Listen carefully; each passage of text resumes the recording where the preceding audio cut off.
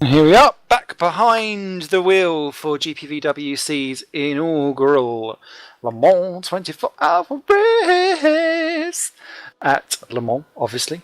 It would be a bit confusing if it was somewhere else. Oh, yeah. So I took the wrong turn on Google Maps. Oops. Ended up at Paul Ricard. Yes. Everyone would be like, what's this colour curbing? That's the only reason I can pick out Paul Ricard from any shots, is they've got that weird coloured curbing that I've never seen anywhere else. But yes, so just to come back to the question that you was just about to answer before I rudely had to jump over the top of it. What are your thoughts on the grid size for this GPVWC Le Mans? As I say, we've all had fun today. There are still plenty of people in battles with each other, and still plenty of interest in where everyone's going to end up, and perhaps what further technical traumas can happen to people. I would say perhaps, the recurrent grid size that we've seen at GPVWC this year across most series is 20. And I think had we had 20 cars on the grid, that would have been absolutely lovely, but we've had a brilliant race so far, a tactical race, a race with plenty of incident in it, both good and bad, with just 13 cars, so why fix what's not broke? Someone's broke something, that's Cosmo. Oh dear. Uh-oh, so Nick Dawson has joined as Cosmo, but he's joined as a real car and not as a spectator person to do the driver swap. And what that has done is kicked Quintin Plain, who was driving quite merrily along on Cosmo. No. And so unfortunately that is a kick, which then results as a penalty, which they then have to sit through.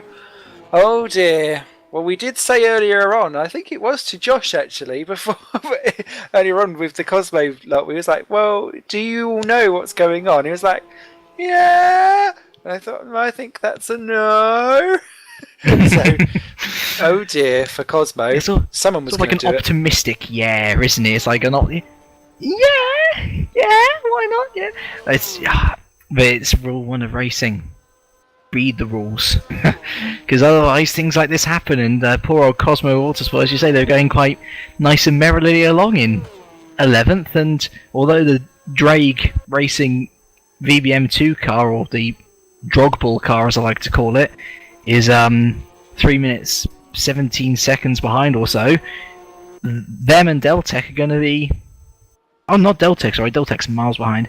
Actually, to be fair, the timing is completely wrong, because the Drogball car is 6 laps behind. So maybe Cosmo will be spared in this one, but they're making quite nice progress onwards, and it's all going to be down the toilet, unfortunately.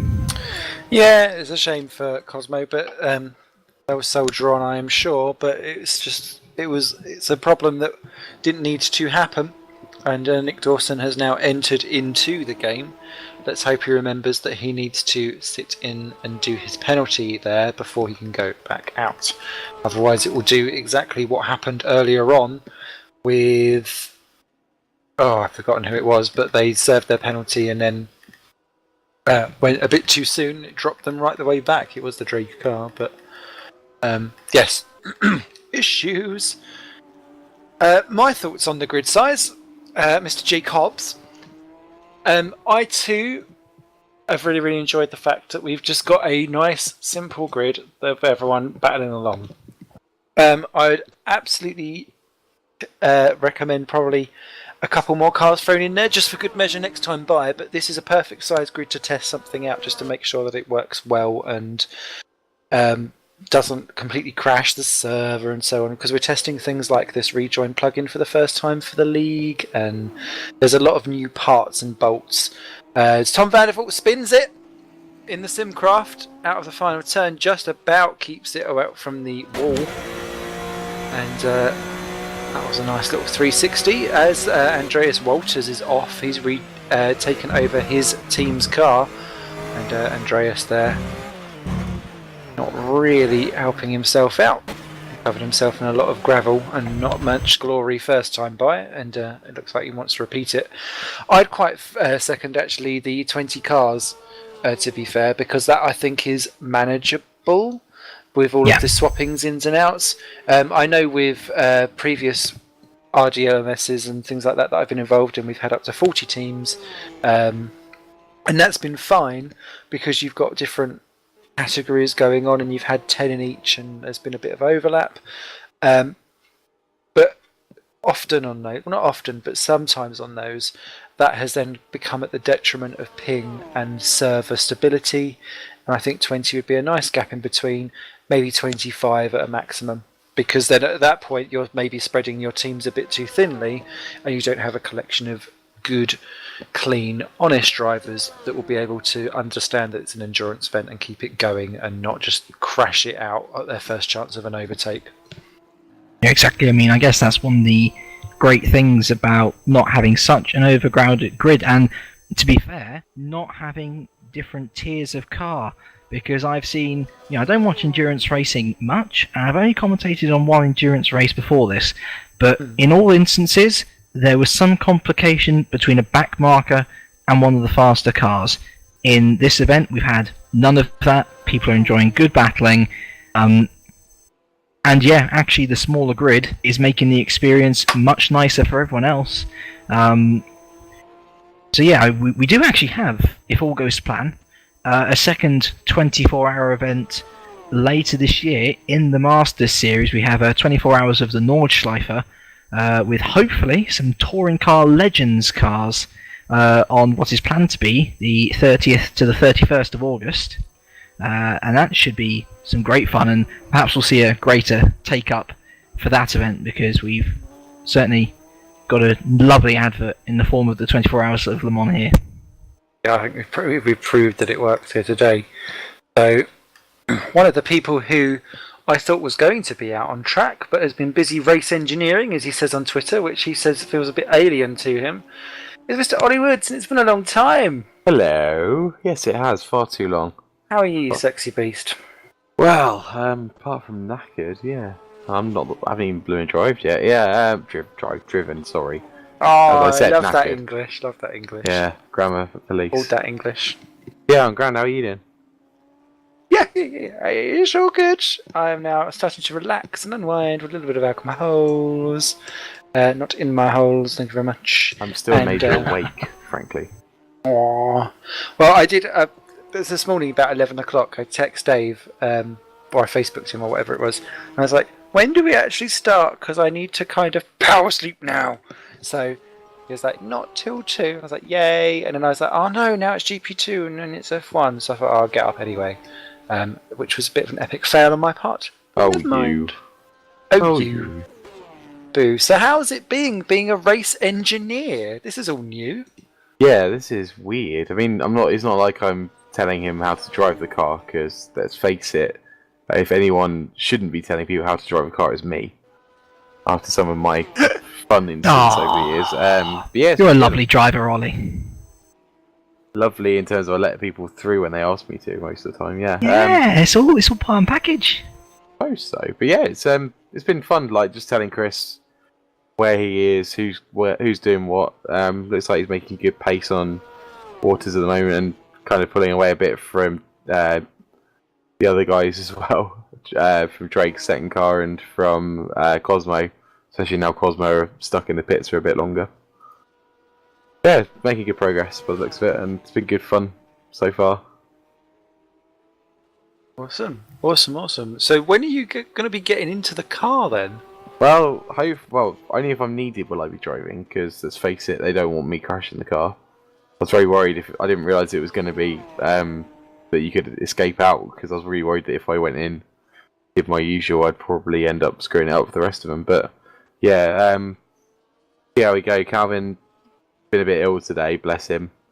So we'll give him an hour and see how he goes. So I think Chris is in for another stint at the moment. So if he's back in time and feeling up for it, I'll probably let him do that. But if not, I'll stuck in for an hour and then Mark should be taking over. If I'm gonna race, it'll probably be in the morning, probably about 6-7ish. I managed to rouse myself from slumber. Oh, well, I tell you what, you've got a fan out there, because James Shepherd has just tweeted in to say, Ollie, you sound so much thinner. Well done. Thanks, James. Yes. The cycling's been good. I wouldn't mind a little cycle ride around the Le Mans track, to be honest with you. That'd be quite a laugh. Maybe in a few years' time. Sounds a bit long. Yeah, but it's pretty flat. It's not too hilly, which is nice. That's true. That's one thing I've always noticed about this track is that there's gradient in a couple of places, but then you get caught down all of the big long straights. You're like, oh, okay.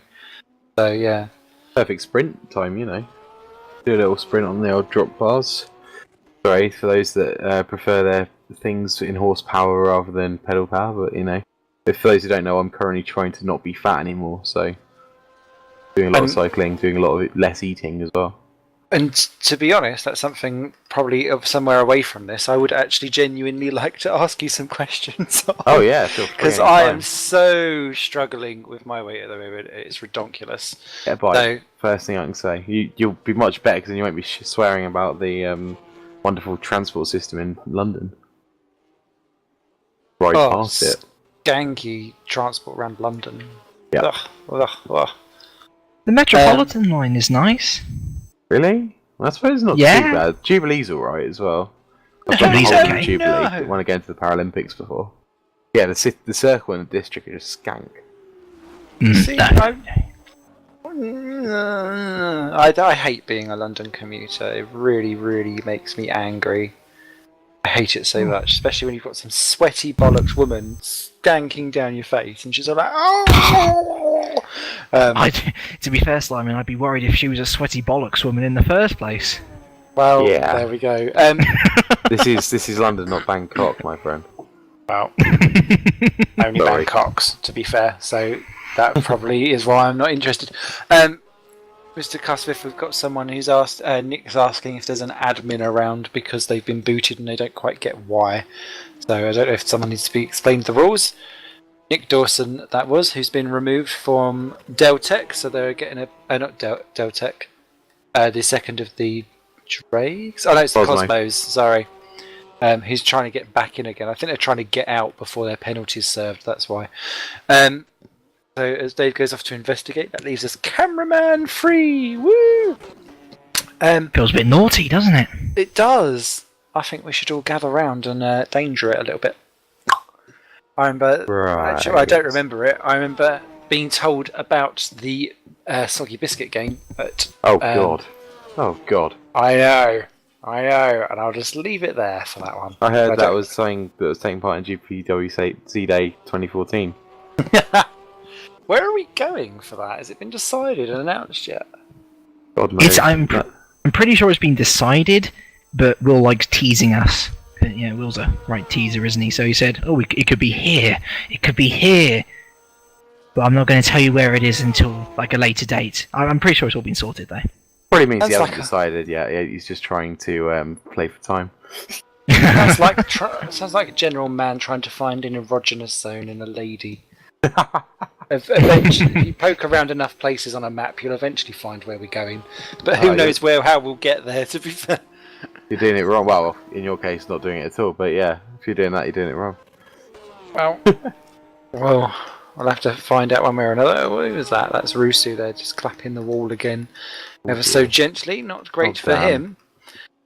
So whilst you're here, Mr. Woods, of the woody nature, and enjoying being in 10th position at the moment for Woods Racing. That's something you've not heard for a while. League, isn't it? Yeah. There's no at the moment because you're 14th at the moment in Super League. Yeah, let's not talk about. Well, I suppose you're going to want to, aren't you? It's been, really a rude word that I'm not going to say this year. That one, rhymes with twit. Sort of. But yeah, the car's been terrible. A dog? Yeah, well, the thing is, I put as much upgrades on as I usually do at the start of the year, and that wasn't enough. And then when I went to put more on, I was like, oh yeah, bye money. That was fun. And yeah, we just haven't finished races, which is the biggest problem. There's been times where we could have got points so we finished the races, and we just haven't been able to. It's been a bit of a real gutting one. There's been times where I thought, well, actually, is this worth carrying on with next year? So we'll see. I would think Woods will still be around because, I've threatened to quit for the last 3 years running. I'm not going to start doing it now. But, yeah, it's not been much fun, really.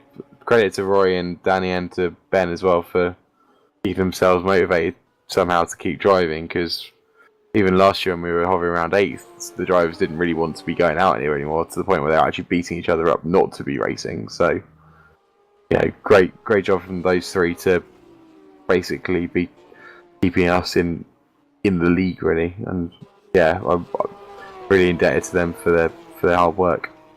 I think I speak for everyone when I say it wouldn't be a true Super League grid without a Woods car on there.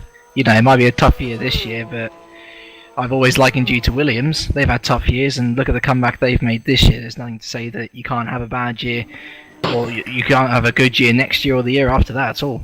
Well, maybe I should let Rosie take over, my wife, because if that's working for Williams, they got a pole, they've got a lady in charge almost. So I was trying to know she just closed the team down because in her words, Formula One's stupid. I always likened us to Williams as well, mostly because in GP2, blimey, make me sound even older than I am. We always took off Williams racing, put Woods racing, put me and my dad in the cars. But yeah, it's been tough, and it's not where we want to be at all, frankly. But yeah, we've been on the Super League grid on and off since 2004 now, with only like 6 months away when they kicked us out the last time 10 years ago. So it's hoping it would be weird without us, and I would have far too much spare time on my hands should that happen. But yeah, we'll see how we go. I don't intend to give up. I do intend to kind of work out what the hell's gone wrong this year and try and fix it. The trouble is, next year we're not going to have an awful lot of money because we've had to spend it this year, and then not made hardly any back on prize money. But also, we're not going to. The personnel's going to be difficult because all the guys that we had that were good are probably going to be snaffled by the teams that have finished above us. And with the new development rules, it's that any advantage we had from basically kicking development about 5 races ago isn't really going to help us. So yeah, we'll see how we go. We'll take it every year as it comes. Sorry. No, that's fine. Sarpilla, it was in a ball. That's why I was kind of going. And Thomas Hines is facing the wrong way for TSA as well. So a couple of drivers having an issue. Tom Vandervoort again went off the track and nearly clipped the wall as well in a Simcraft. So several drivers really struggling away. Chris Butcher now just 20 seconds behind Fran Lopez and still closing in at the rate of 2 seconds a lap. So 10 laps to go. 10 laps time, sorry. There'll be there's a Freudian slip. It was looking quite interesting for what will happen in the futures there. But having looked at your finishing record with Woods this year, an awful lot of it, as Tom Vandervoort is going across another gravel trap, a lot of it is down to driver issue.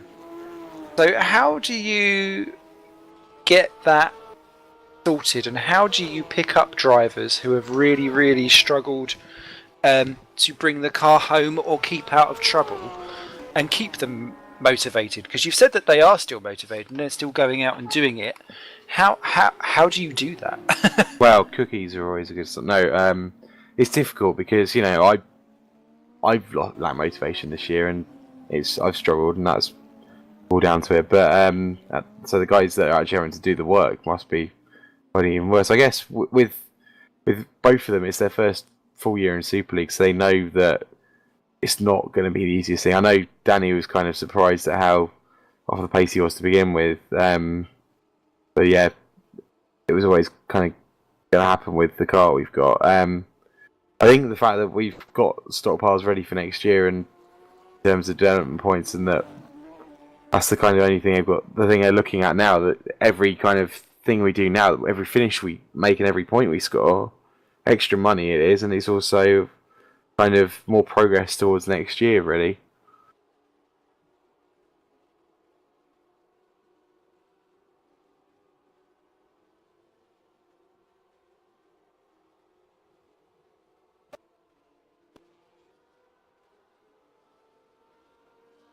Are you still alive, or have I managed to bore you to tears already? I'm alive. It's Simon who's the absent one. I don't know. Maybe he's checking something. Maybe he's drinking. Maybe. Do you think if we prod him, we'll wake him up or something? We could try it. Just careful you prod him. There's some places that he likes a bit too much. Oh, right. Apparently, Dave said that he'll be right back. We completely missed that. Oh, okay. So it's us two, and we've never commentated together before, have we? How Trinity exciting! Boys taking over. Trinity Happy days. Boys, shout out to Trinity School. Best school Gosh. ever. This takes Best me back school. actually. This stuff, because Yeah. of course, people that know me will vaguely know that I actually cut my teeth as a battery boy / pit crew person in kind of 4 and 6 hour endurance races at school. We had a team that originally called Trinfinity, run by our DT teacher, and then it was called TSR, Trinity School Racing, not to be confused with TSA or whatever they're called these days. But yeah, we did really well, and I remember the year I left, we came second and third on the podium at the final. This was the Green Power series. They do races for basically cars that have got an electric wheelchair motor and also a car battery in the back, and they're usually single seaters. But some people did weird dome things that I've never quite worked out how they did it. They do it from everywhere, from way up in Scotland to most of the races are at Goodwood. Lovely track to be at. So yeah, Never been to Goodwood. You've never been to Goodwood? No, I say I will always. Every year I say I will go to the Goodwood Festival of Speed. Still never gone, and I will have to go next year because I'm going to force myself. And my dad's going to come with me as well because he's never been either. I'd love to kind of drag Rosie along to that. Might be a little bit difficult, but it's always been a dream of mine as well. It's the actual racetrack though is incredible. Like, you've got this really tight chicane right at the back, and they took me on the little pickup truck at one point to take loads of photos just to see what the track looked like, because I'd only been around the straight. It's just the prettiest thing you've ever seen. So much lovely kind of wildlife, and then you've got a aeroplane kind of landing strip there as well. So you see random old planes picking up, which is pretty cool. Awesome. I've not been to Goodwood, and since we was having a little bit of a commentators reunion going on, it seemed fit to bring in Matt Williams back into it as well as one of our newest stalwarts in, so that we can have a past, present, future intermingle on the old commentary front. And to give you my Well, job, actually- I'm joking. Actually, it's funny. Myself and Chuggy have both commentated together on an F1 championship run by the Six Axis as well. That was back in the day. You're in a bit back in ago. the day. we partnered each other in a F1 championship as well. It was the same one. We had different groups, and Simon was in that championship as well. Simon actually made it through to the final of something. That's a You fucking did. miracle. I'm feeling a bit left out now of your little reunion. Maybe I'll go I'm and so make a drink. No, I don't know, but we the went, story we went to being- Trinity. It's okay. Yeah, true. The story being is that the Six Axis Racing people found Simracing because I banged on about it so much that they came and saw and looked and liked and then stayed and didn't bugger back off again. So sorry everyone, but there we go. I think I've done this backwards personally, because I've gone from sim racing for the last 10, 15 years to finally owning a PlayStation. Yeah, I've done this Oh, backwards. good man. I still Yeah. need to upgrade to the PlayStation 4 myself. Dude, it's incredible. I just Jacob's started just playing tweet- Infamous Second Son. Sorry, Si. I know. I was just going to say, Tom Jacobs just tweeting in saying, "Don't forget who won that championship." All right, Whee! Tom. Oh, okay. Sorry. Ollie, go ahead. Jeez. I was just going to say, yeah, some of the games I've been playing on PS4 are incredible. And then there's FIFA as well, which is just a money sponge as always, but it's still FIFA, it's still fun. Aw. I've yet to make the jump up to a PS4 actually, because I've yet to find the game that will make me want to do the jump across. I think Little Big Planet 3 may be the first one that will do it, but everything else so far I've been able to find on a system I've already got, either PC or PS Vita or PlayStation 3, and because I still really love that level and I can't dramatically see the difference between the two, I'm still happy to get the PS3 or Vita or PC version. I've already got my game earmarked. The game that will turn me. What's that? The What will turn you? The Star Wars Battlefront reboot. Oh, That those game- are the days. That game was my life. You do not understand. I mean, that was. I mean, if you talk, I mean, everyone talks about sort of games that opened you up to racing in general. I mean, my earliest racing game was Gran Turismo 2, but I wasn't really into games such as then Star Wars Battlefront was the series which really made me think, God, yeah, games are awesome. And to see especially that in the hands of DICE, absolutely can't wait. Or perhaps Mass Effect 3 as well, whichever... No, not Mass Effect 3, sorry, Mass Effect 4. Whichever one of those two comes out first, I'll probably dive in for a PS4 then. I can't wait for Destiny, personally, but I'm a bit sad because I had Xbox all the way up to this, and now they brought out every Halo game in one place, and I'm just like, I really want it, but I'm not going to buy an Xbox because they're evil compared to what they used to be. Anyway, sorry. So it's just what I say. I played a bit of the Destiny Alpha. I'm like, okay, what's all this about? And literally after about half an hour, I went and pre-ordered it. Just out of nowhere, I knew that people were talking about it. A perfect cross of like Mass Effect and Halo and sort of other things. Oh, magnificent. So what the new consoles need is a killer app. They haven't really had one yet, so it's all been kind of same old, but just prettier. Oh well, one of those things. It always takes about a year for it all to come to fruition, though. Indeed. Indeed. And hopefully when it does come to fruition, it'll be good. Anyone bought any sneaky stuff on the Steam sale so far? I appear to have done in my wallet and my budget for next month already. I bought Papers, Please just before my Yay! dinner earlier. Oh, I need that. Need that in my life. Yeah. Something kind of boy and wonderful about a bureaucracy game. But, that's all I've had, or all I've spent so far, and well, that'll probably change. See what we get in the next few days. Sorry, go on. I should have got a DayZ while it was still cheap, but then, well, it's not exactly expensive anyway. But end of the month pay problems, Just got a credit card. I'm not about to waste it on games. I need saying that 'cause my wife's within earshot. My dear. I stay well clear of Steam sales. Let your man loose! Well, here's the thing. I actually much prefer console gaming as a whole because I like the feeling that when I buy a game, I know it's going to run. I know it's going to run to a certain specification, and I know it's going to run well. And the problem with the Steam sale, especially, is that I'll be really interested in buying a game. I think it was the Steam Winter Sale. I think I took advantage of last year, where I got some good stuff there. Backlog games which I really wanted to try out, along with the January PSN sale, which I got a couple of stuff in. But yeah, the problem is the majority of stuff. I know I've got a really nice laptop. It can run R-Factor all lovely, and it can play games up until set year. But that's the issue. I can only play games up until set year. Then it starts to become a problem of, it doesn't look as nice as it could look. And I become a bit depressed by, I really need to upgrade, but I don't have the money to, therefore I shouldn't really spend more money on PC gaming, but I should perhaps invest in a much more long-term option, like, said, PS4. Well, you'd be surprised how many new games still run on my PC, and my old PC was built in 2008 now, it's coming up to 6 years old. Admittedly, it's got a new graphics card in for about 3 years ago, but everything else is still what it was. Admittedly, I wouldn't mind a little bit more room, but yeah, even some of the brand new stuff's still running. Just, I guess with laptops it's a bit more difficult. I mean, I've got my Mac, because let's face it, I pedal Macs for a living. I definitely meant to have a Mac. And that, yeah, I can't game on that at all. Just about play Football Manager and Ticket to Ride, which is the ultimate troll game. But yeah, I wouldn't give my PC up for the world. Giving you a little pat of affection.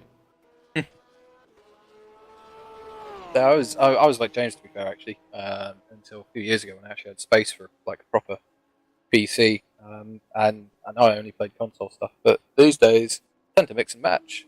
It's kind of nice. You get the best of both worlds. So admittedly, I will have to probably pop a new graphics card or something in the relatively near future, but yeah, if you want to run all the new shiny things on high, new and shiny settings, that's all part of it, I guess. I think, yeah, there's some games I wouldn't dare play on PC, like FIFA. Yeah. Pointless, but unlike some guys I can hear probably coughing into their Ultimate Team cornflakes. But yeah, I think for most things I'd still play PC. I mean, I still play Cricket Captain 2010. How sad I am. I still have on PlayStation 1, This Is Football 98, Or where you could make your own team with their weirdly disproportionate bodies.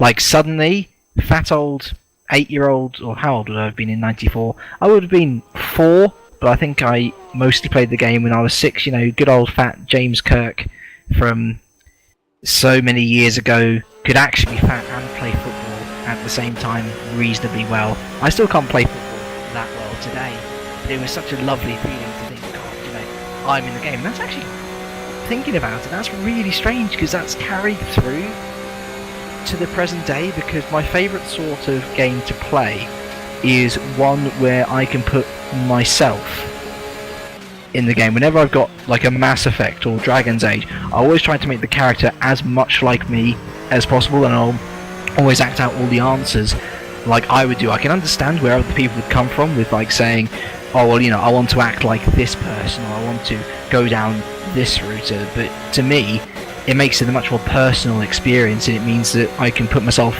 in the story so much more effectively and really enjoy the game, and perhaps maybe not enjoy the game. I know it sounds weird, but whenever you have a character death or something, because you've gotten close to them in that way that you've gotten to know them over maybe a couple of games or so, or you know, you're answering them as if you would answer it yourself, then suddenly gaming becomes much more than just you playing a TV thing.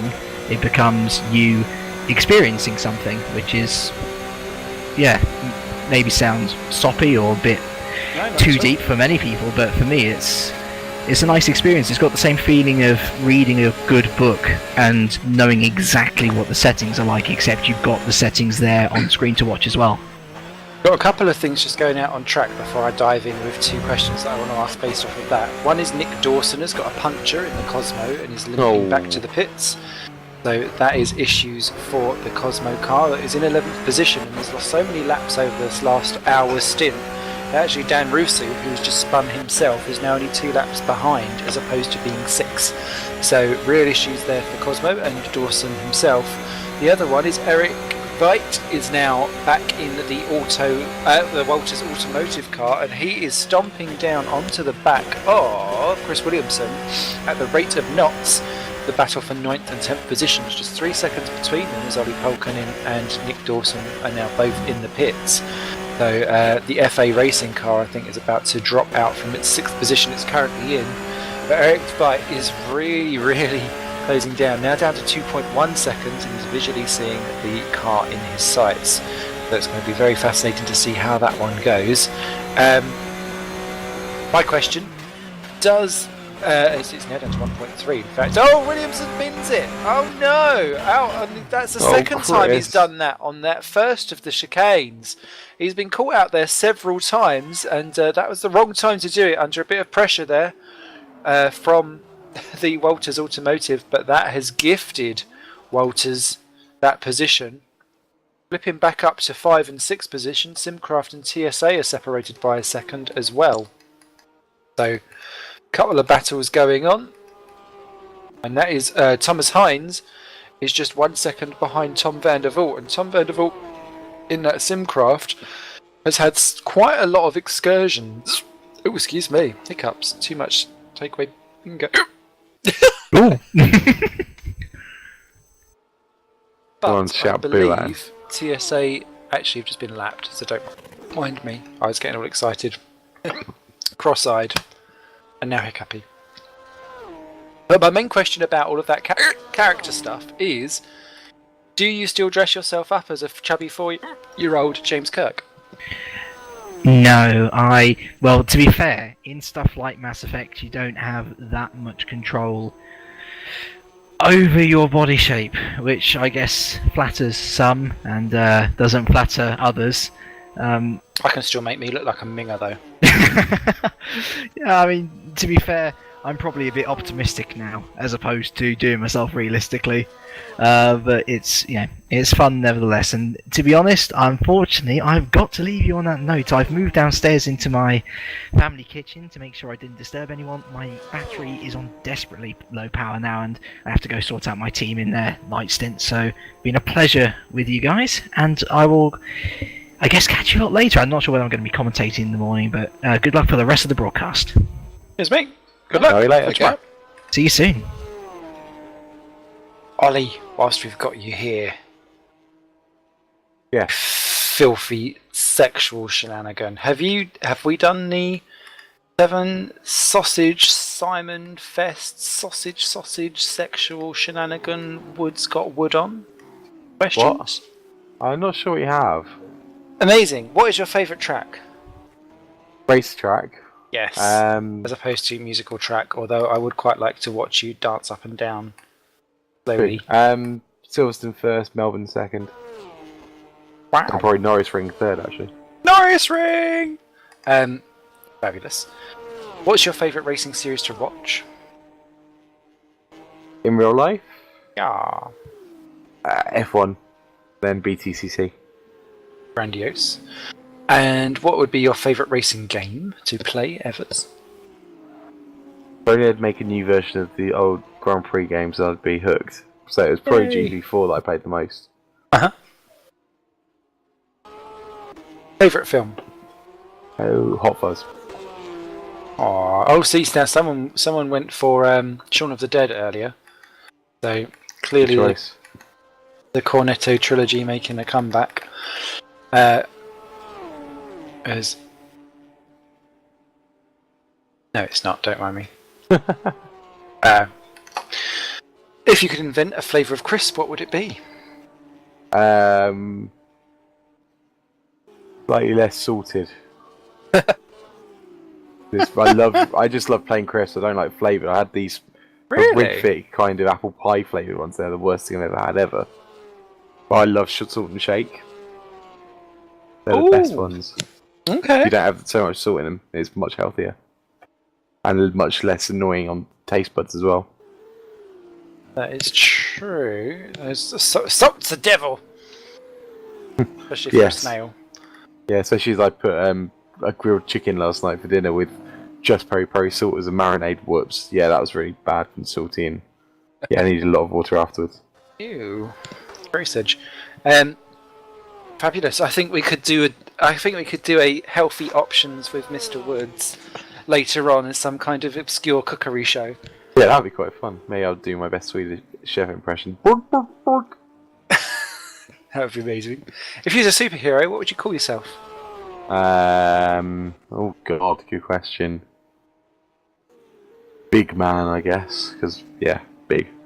Or Coulda, big bear. woulda, Or shoulda. something. But yeah, big bear maybe. Actually, that'd be good. So that'd probably sound a bit like some form of Gay ugly porn star. thing, or that too. I didn't really want to say it because I don't want to be offensive to gay people. Gay But porn yes, stars. actually, Alright. funny story. When I was at Donington for the BTCC, You had sex with a gay porn star? no, not quite. I'm known by my dear wife and most of the ballroom community at Southampton as Ollie Bear or Big Bear, because my wife came up with it because I'm big, beardy, and cuddly. And this bloke just stopped me at Donington and was like, "I need a picture with you because I'm Big Bear too." This really scary, tall northern bloke with tattoos. Yeah, that was fun. So he got me to turn around with my Big Bear bit on the back of my hoodie. That's just how he found me out. While he basically put his thumb up, not in a bad place, but like his thumbs up next to me. Yeah, funny. Okay.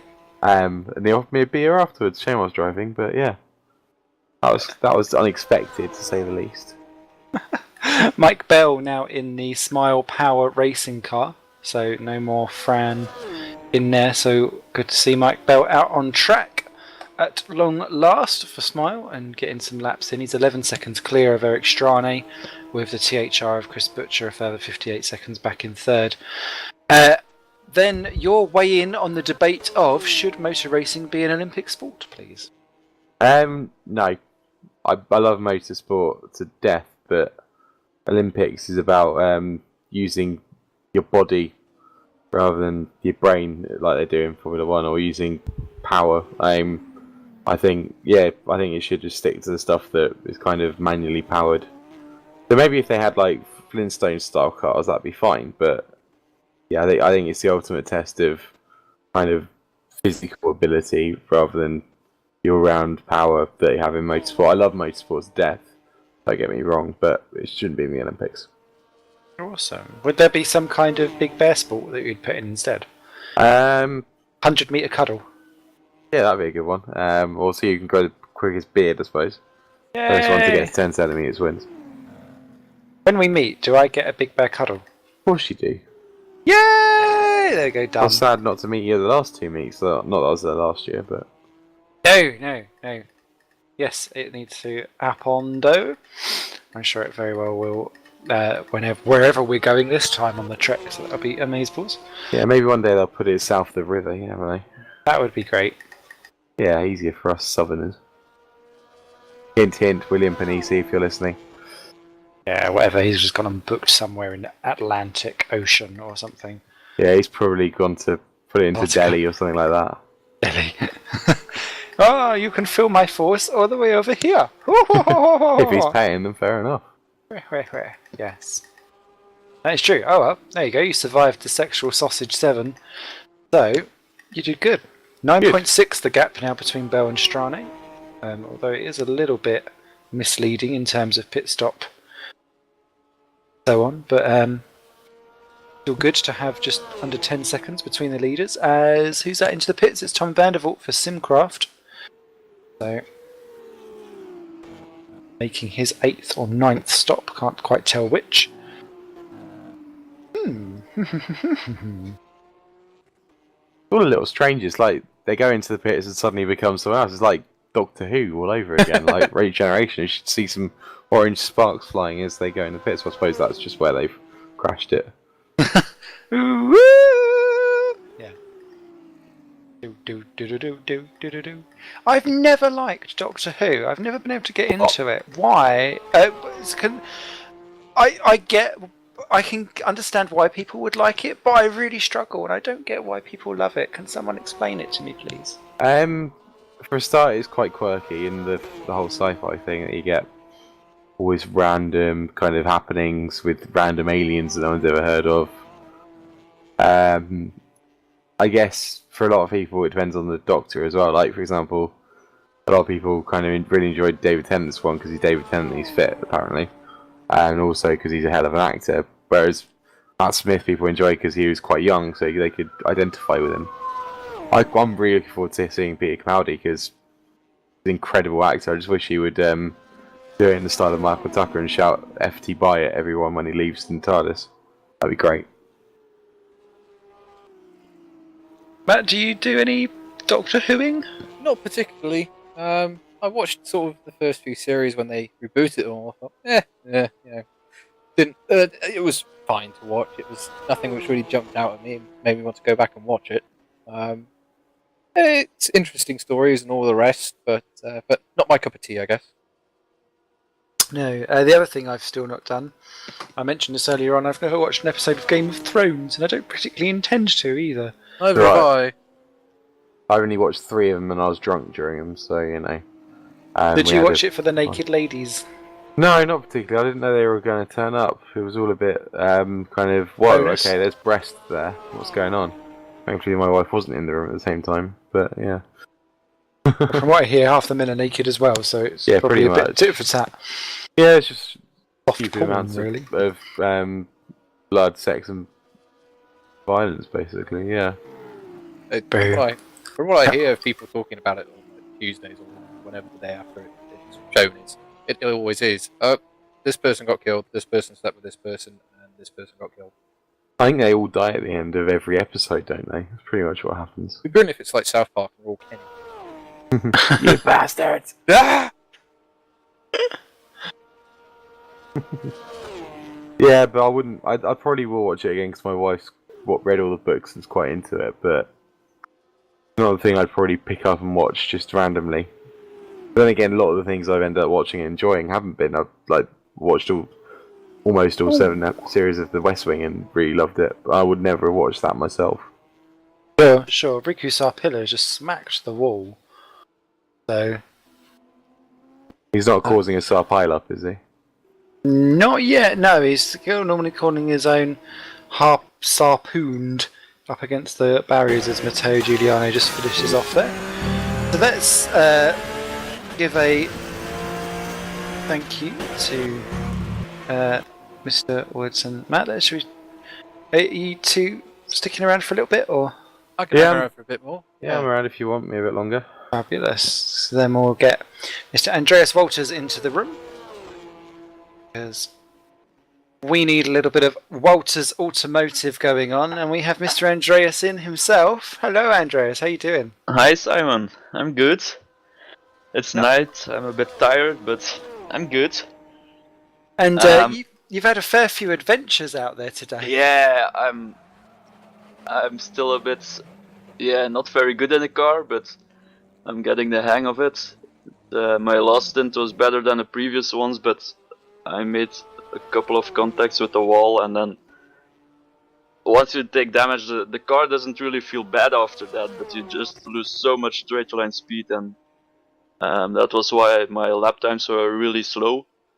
And then halfway the stint we had a nice surprise that Eric Veit came into the chat and said, do you still need someone to drive? And he said, yeah, I would like to drive a bit for you. And then so he's in the car now, doing a pretty good job. He's doing a mighty fine job, because he's reeling in Sarthe by 5 seconds a lap. Yeah, indeed, but we are like 5 laps down, so it's gonna be a hard job to catch up completely. But yeah, we'll try. And it must be you're being brave, because you, a bit like Ollie himself, you are running in your own branded named team, so you kind of carry double responsibility. That's quite a lot to deal with. Well, normally I don't like to do that. I think I only have driven for Waters in VGT World GT last year, like a couple of races, because I couldn't find other drivers. And normally I like to keep the managing part separated from the driving part, because once you start driving for your own team, you really have to be good at both things, because I like to find good drivers for my team, and I'm definitely not one of them. But the whole thing with the Le Mans was that we initially wanted to field 2 cars.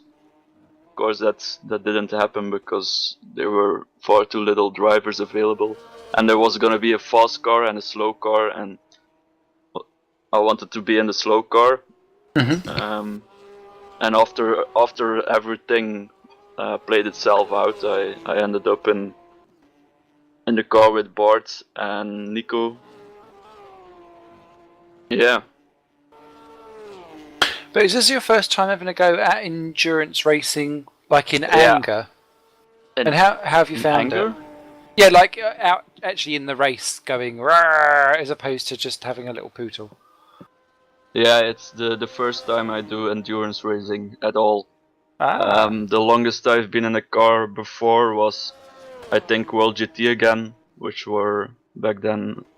How long were the races? An hour and something. Yeah, an hour. Yeah, and that's really the longest I've been in the car in one piece. And then here I had to jump in the car, do a 2 hour 40-minute stint in total, and you feel that like I was not prepared for that physically, I think. But it feels good. You keep driving, you keep trying to do the good stuff. It didn't really work out so well because I spun a couple of times. But after you finish your stint, you feel pretty good about yourself, actually. I can second that. Still a long way to go, though. I'm not sure how happy I will be when it's over. How exhausted I will be, stuff like that. We're 9.5 hours in. Walters is currently sitting very nicely in 9th position at the moment, which is great. You're no longer leading on most amount of pit stops made, which I think is a good thing. Yeah. Because you was the first to get to 10. That was my fault. That was you was having a couple of trips, but it's worked out nicely now.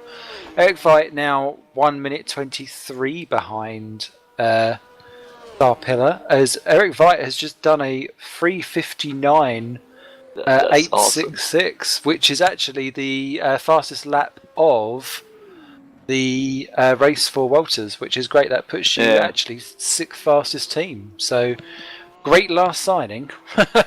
Yeah, it was a nice surprise. It would be nice if Eric could unlap himself from Riku, but I don't think we can really get in the top 8 by the end of the race. You don't know, of course. It's a long race, everything can happen. Yeah. I've just noticed that you're actually 5 laps behind. I didn't know, look at that. Sorry.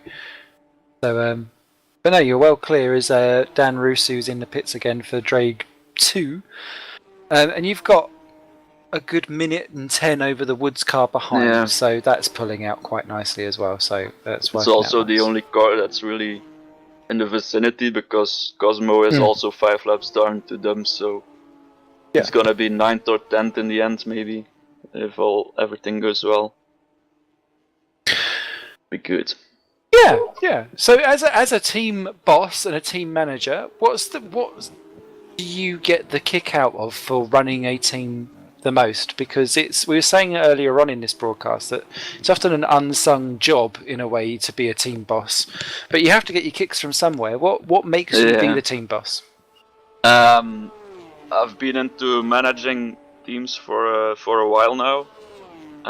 Before I started Simracing, I did League of Legends. You know that game? Probably. Yeah. And it's really the fact that you're working with people, you're trying to bring them together and try to push together to a common goal. And of course, you are not the one that gets all the praise like the others said. You're just the one but you have the job to make everything work together, to find all the pieces, make the puzzle, make a total picture of it, and then make sure the whole thing works. And it can be really rewarding, because even it's probably the drivers that are really carrying it and really doing the job that is needed to be done. But if that driver wins a race, or for example in Masters we got a 1-2 in one of the races, and it really feels so great, because you know that somehow you got those drivers to drive for you. You supported them in what they needed. You tried to make sure that they got the practice in they needed to do. Of course you can't make them, but you help them. You ask, do you need something? Is everything okay? And then once you start winning, it's not just a victory for the driver himself. It's also a victory for the team. So, and I also take a lot of enjoyment from doing all the side things, like managing the Facebook page, getting skins done, all the nice things that go with it. Great stuff.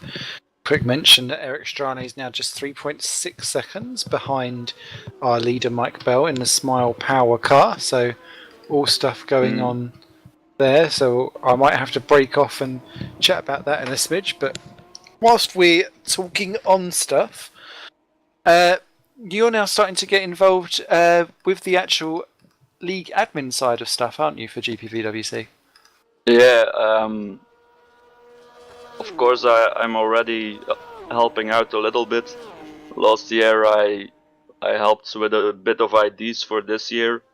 I'm sure a lot of people were doing that, getting IDs, and then and now they need someone to help out with the timing of the disciplinary committee, and I might join in on that.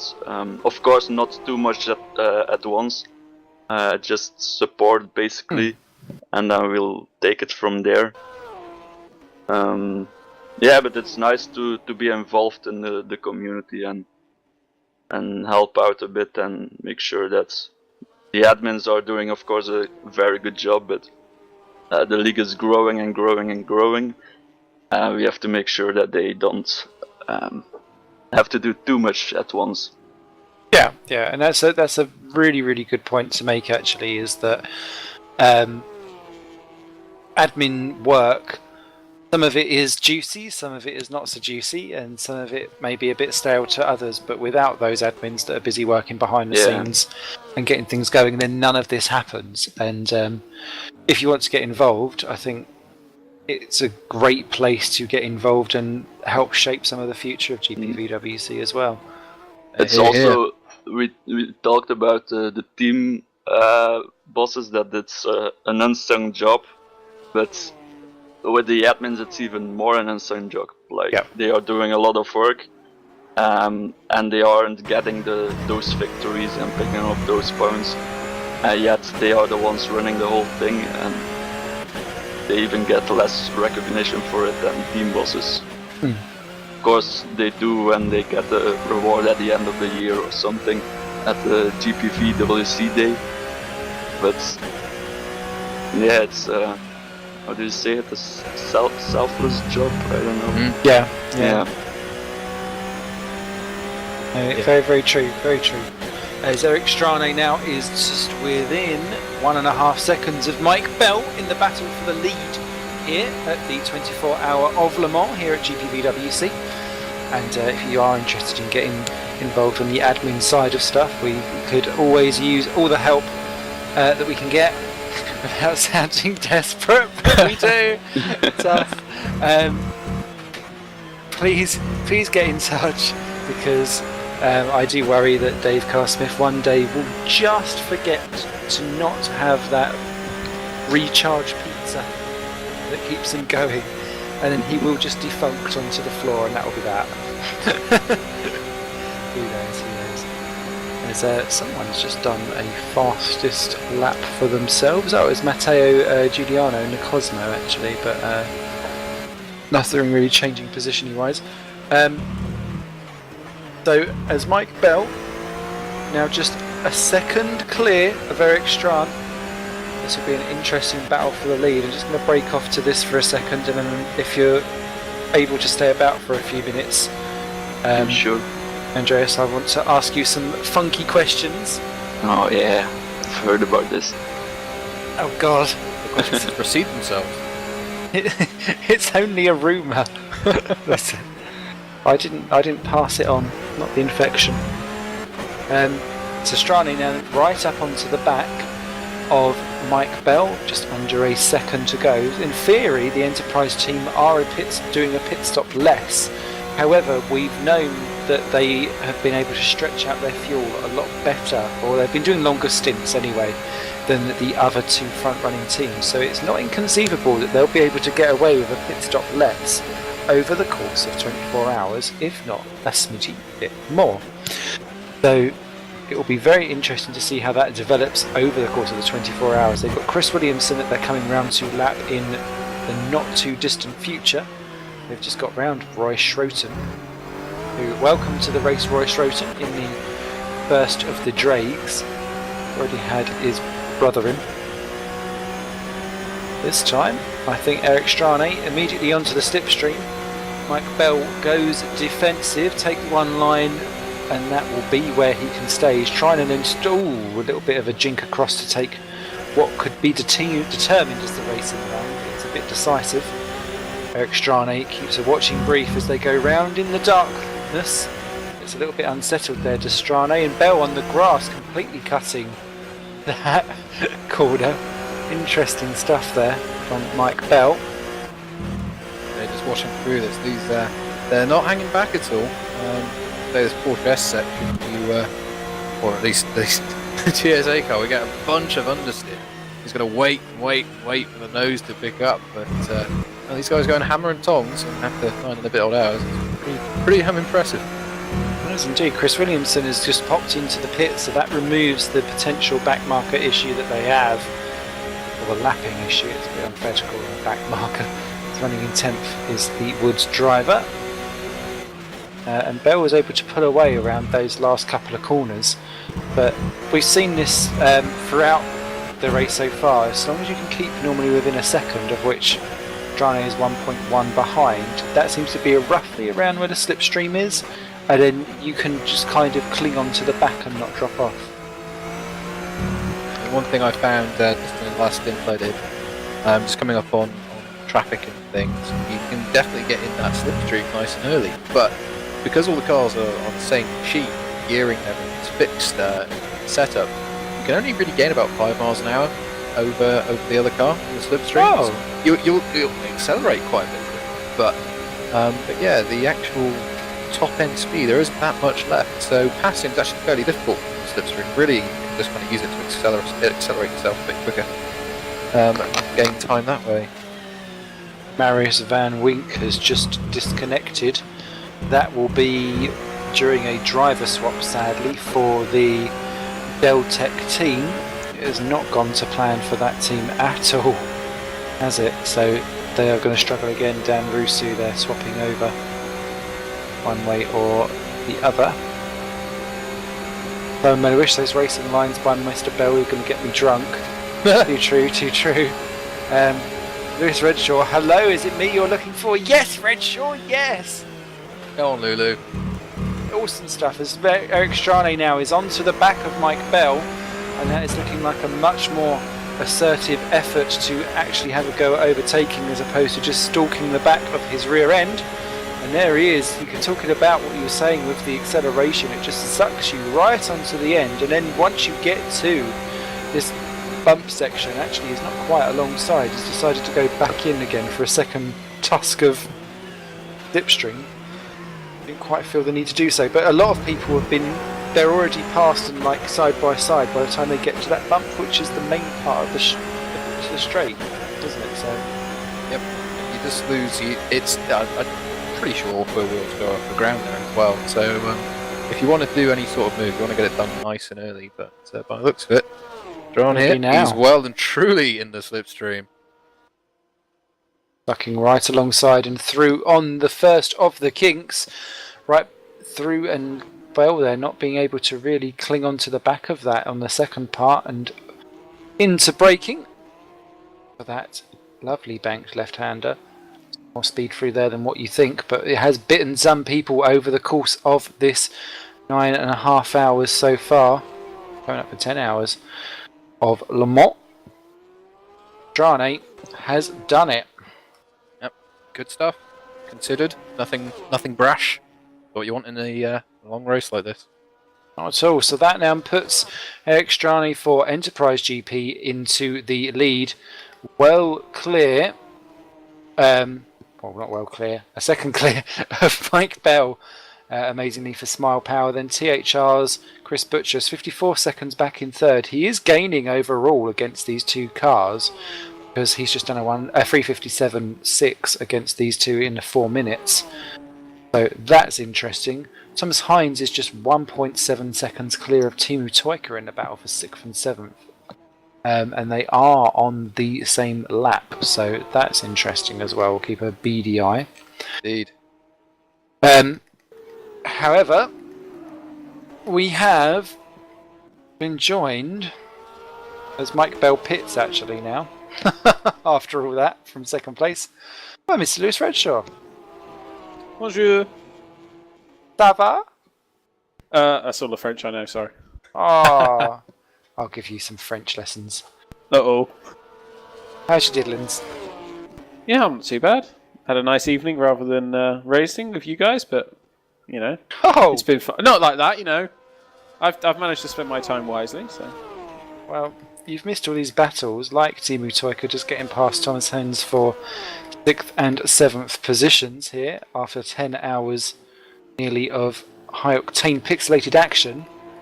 How could you not have wanted to be here? It's disgraceful. Andreas Walters is disgusted with you. Well... Yeah. Wow. It's the most disgusted I've ever heard of Andreas. I had a pretty good excuse, to be honest. Yeah, I'm amazed after all this time. We're still going, nothing's gone wrong, and there's a battle for the lead. I know. Or It's was, great. rather.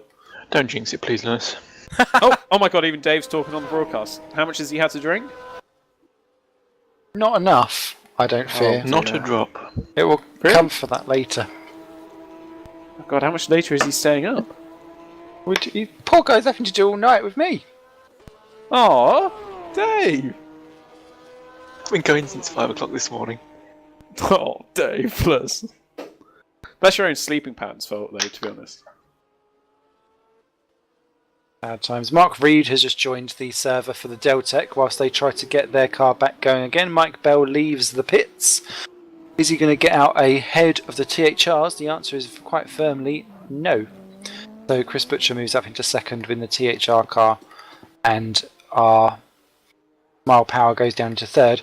Just very quickly before I dive on to you, Mr. Redshaw, Mr. Andreas Walters was about to dive through Simon's Secret 7 sausage questions of all the squirrel variety. So, in no particular order, but the order never changes, what is your favourite track? I'll have to say Spa, because that's my home track, and it's also the one. Really? Yeah, I'm a Belgian. Oh, Apparently. Oh. But apparently. it's also the track last year in Super Cup. It was the track where I did the best in the whole year. I came 11th. I was still last, but it was rainy and basically everyone else crashed out. And I did a lot of practice for that race. I felt confident back then, and you can really, once you get the hang of the track, it's really awesome to go to Eau Rouge, and it's also very historical, so yeah, I like it. Great stuff. As Ollie Woods gets into the Woods Racing car, he said he needed to go and check on something. Clearly, that was why he needed to go. What is your favourite racing series to watch? For now, it's still F1. I know many people are hating on it at the moment, but I actually think the new engines and stuff made it pretty awesome to watch. Also because I'm an engineer and I'm really interested in the technology behind it. I'd say that probably in December it will become Formula E, but we'll have to see how that goes. I quite fancy seeing Super Aguri back in action. That's what drives me for that. Yeah, I know, that's interesting as well. And so, when they were talking, actually, just off topic, when Formula 1 was saying about all of the regulation changes and all of the cars are going to break down and it's all going to be really dramatic, as an engineer, as Eric Strane pits in from the lead, did you believe all of that hype, that everything was going to fall apart? I did expect that it was gonna, of course, reliability was gonna be an issue. But the way they worked with technology, everyone was saying like there will be turbo lag and stuff like that, and the engine's gonna sound pretty weird. Okay, in the end they did, but it was massively overhyped how that went out. And I knew that the turbo lag wasn't gonna happen. I knew how the electronic systems were gonna work, and if you think about it, it really is pretty interesting if you understand how that works and stuff like that. I wasn't particularly worried about the breaking down and the engines. I did not like the noses in the beginning, but you get used to it pretty quick actually. Okay.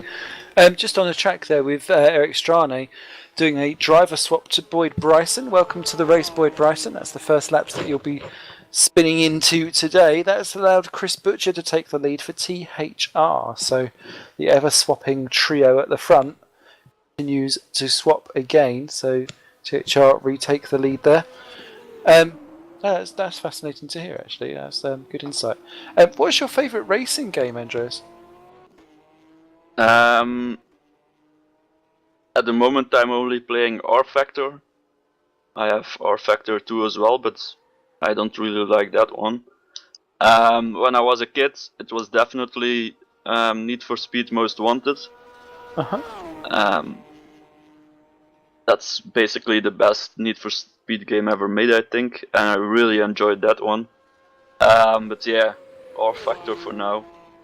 I want to try Project Cars when it comes out, but it's probably not gonna be as good a simulator as R Factor. It's gonna look pretty, which is important too, but yeah, R Factor. Cool, okay. Favourite film?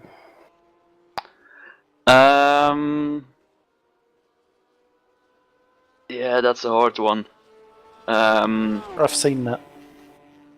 Oh wow. No, the second Lord of the Rings movie was very I've good. seen that as well. Late night porn with Simon Smith. And the have you seen The Prestige? It's a movie about two Ice Kings? magicians that back in the 18th century that like tried to be the best magician in the world, and I haven't seen that, but the name You rings a should- bell. yeah, you should look that up. It's I with might not be either. no, what's it called again? Yeah, it's a very good movie. Cool. Google it. Okay. Thank you very much. Mark Reed is now out on track with that Deltec, by the way, having served his penalty. If you could invent a flavour of crisp, what flavour would it be?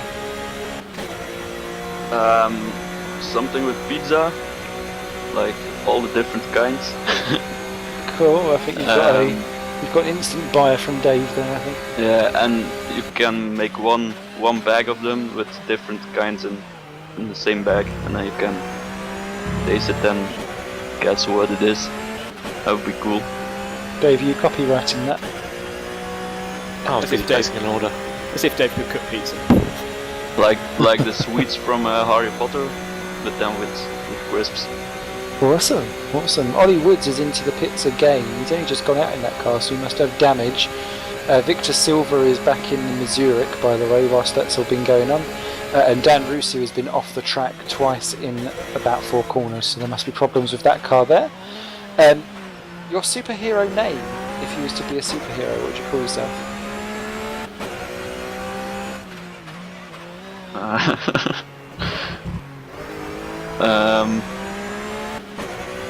Wonder Walters? Yeah, something like that. I don't know. But isn't that the people that see you and see what you do that really make the name for you? That's Like- true.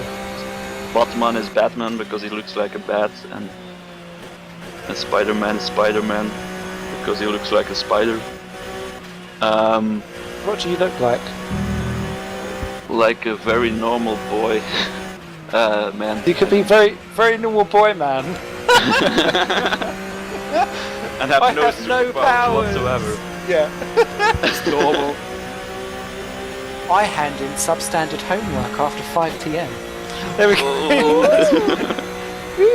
Oh, the skills, the skills. And last but not least, where do you weigh in on the debate of should motor racing be an Olympic sport? In the sense that should there be a racing series with where countries race each other, like the A1 series, or what was it? Yeah, definitely. Okay. I think it would be very, very interesting. But the thing is, an Olympic sport is about athletes, about one person most of the time, really showing what he can do, and you can't really do that with motorsport because even if you take the same spec cars, you're always gonna have to build a team around that person to make that car perform better. It's technology, and you can always try to push more out of it. There's gonna be huge amounts of money being thrown at it, just like with F1 right now. And I don't know if that fits in the Olympic sports category. But the fact that you can have countries competing against each other, definitely. Oh, I think you made a good point about the whole money business sport side of things. So it's a different new take on it. So thank you very much for that. And we'll stop harassing you now. Yeah, that's good. Oh, Guys. you take care. Bye. Bye.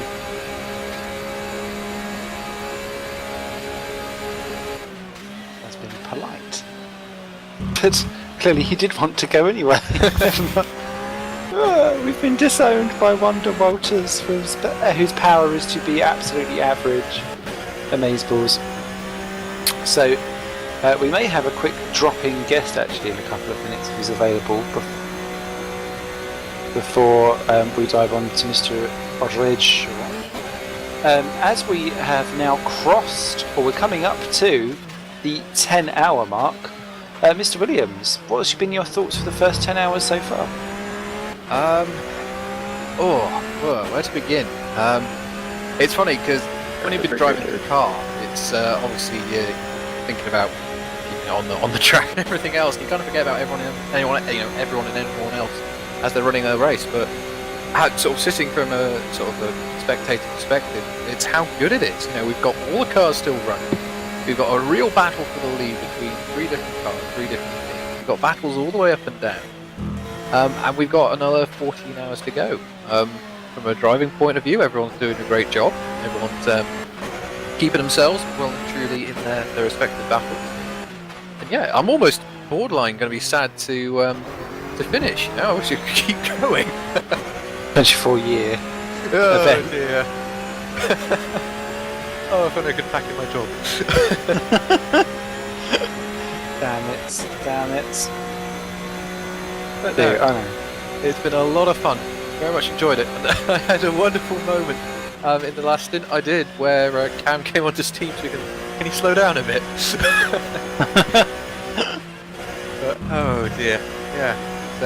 I think everyone who's driven and will drive the next chunk of hours, I think everyone will be incredibly proud of what's been achieved, and that goes for obviously as Andreas was saying a little while ago, admins as well, unsung heroes. Thank you very much, Dave, and everyone else for getting all this stuff organised. So yeah, 10 hours almost in, and well, we've got 14 to go, and hopefully they'll be just as good, and I'm sure they'll be better anyway. Thanks, Dave.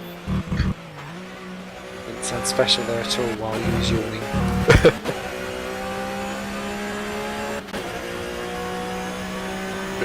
Okay, so a quick run through of the order just whilst we see if guests can be sorted out. We've got the THR team then leading by 48 seconds at the moment, with Chris Butcher at the helm, currently the one of 2 men that are regularly sub 4 minutes.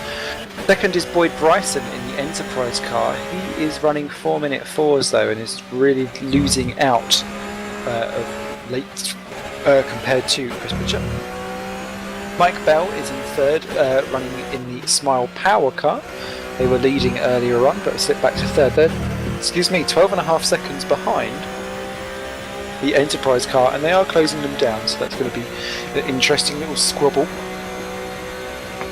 Then, fourth, very much on their own at the moment, is the Drake VBM of Roy Schroeter, who's currently in that one, ahead of the Simcraft Tom van der Voort, who is in fifth. He is a lap clear of Timu Toika for the FA racing car. I'm assuming FA stands for F4, I'm not sure. Forever Alone. Oh, Forever Alone. Yeah. Oh, I'm not sure which is worse. Oh. Yeah? Poor emo Timu. But there we go. Everyone knows when you've been twicked. So he's in sixth, ahead of the Sixth Axis Racing, or the TSA. That's the Sixth Axis. Yes. I was going to say it would be ZAR, and then that would be slightly authentic. What's the word? Naughty. Racial. Anyway, but the TSA car is in seventh, with Thomas Hines or Heures. Victor Silva's back in a Missouri Adonis in eighth. He's on the same lap, but he's 3 minutes further back. Then we've got Walters Automotive of Eric Veit. He is 5 laps behind, but closing in on Victor Silva. May take him some time. Then it's Ollie Woods in 10th position. He's a further 2 laps further back in that Woods car. 11th, Matteo Giuliano is in the Cosmo. He's a further 3 laps behind. 3 laps behind him is Dan Rusu for Drake VBM. And last but not least is Mark Reed, who's making his first few laps going around in that Deltec car, albeit in the 434s last time around. So, Mr. Redshaw. Hello! You've not been out and about in these races, but you've certainly flaunted your filthy self all over that Super League that's been going on a Thursday. I've done a couple of WSS races. You have, and you do ITC. Yeah, I'm doing more this year. I'm not doing WSS anymore, actually. Oh, or is that just a lot on your plate? Yeah, I've been struggling with. I mean, I've had a lot of work overtime as well in the last couple of weeks, but yeah, I mean, they found a much faster drive for WSS as well, so it's a bit easier. Oh, okay. Placing me. Oh, never mind. You can be second fiddle somewhere, surely. Yeah. Because you've been certainly running in some of the first fiddle up in the Super League, and how. Just speaking of how your season's gone, just overall, generally, I don't think anyone could have quite imagined exactly what CSG would be doing and yourself would be doing, winning races, on the podiums, having good squabbles, and generally ramping it up quite nicely for a championship challenge. I don't think anyone would have thought that you would be in a position to do that this year. No, indeed, definitely not us either. We were pretty much sure we were just going to be last, really, with Bodwell and Target. That's what we were expecting, and that's what we genuinely thought would happen. And then we sort of worked out that we had a pretty good car, and we went for pole in Australia, and it worked, and then we won. And it's turned into, like you say, we've had we're really well clear in the lead now in the constructors. Obviously, thanks a lot to Midnight for not thanks a lot, thanks to Midnight having issues with in Monaco and Canada with cars. So yeah, we're doing pretty well. So hopefully we can get the constructors wrapped up, and then me and David can just focus on the drivers now. And how do you look forward to the races going ahead, where it is become very much a two-horse race, especially with what's gone on with driver changes and so on and so forth in the different cars? It's now you and your teammate, and very similar parodying, but it's like a mirror image of the Formula One events, and you can see how things can blow up out of such tiny little sparks there. How do you make sure that you can be working on the same page with your teammate going forward with that? It's a very good point. Yeah, recently me and Dave have become quite attached in terms of what setups we run. I thought it was just attached. Just detached in general. No, we're just detached in what setups we run. We both seem to run different setups at the moment, which hasn't necessarily. It's helped me. It helped me in obviously Monaco and Canada and Austria, but Silverstone I switched to a setup that I wasn't really comfortable with, and I didn't have much time to test, and it screwed me over pretty badly, annoyingly. But we still showed a great pace. But I've just, we've all just got to keep it together. And I'm sure at one point we'll have a massive argument and it'll all fall out, and Dave can sort of calm us all down. But until that point, we'll just keep pushing. I'm just really annoyed I'm not racing tonight, really. Are you feeling like you've missed out a bit? Yeah. Oh! I mean, I've had a lot of drinking to make up for it, but I'm What do you want? Well, I've been doing some sambucas, black sambucas, with a couple of very attractive American girls. Oh yes! Yes, yeah, I know. How did it go? And it was really good. Cleavage. Oh yeah, I don't know if it was as impressive as it was built up to be. Oh, but they were very, very. It's like virginities. Yeah.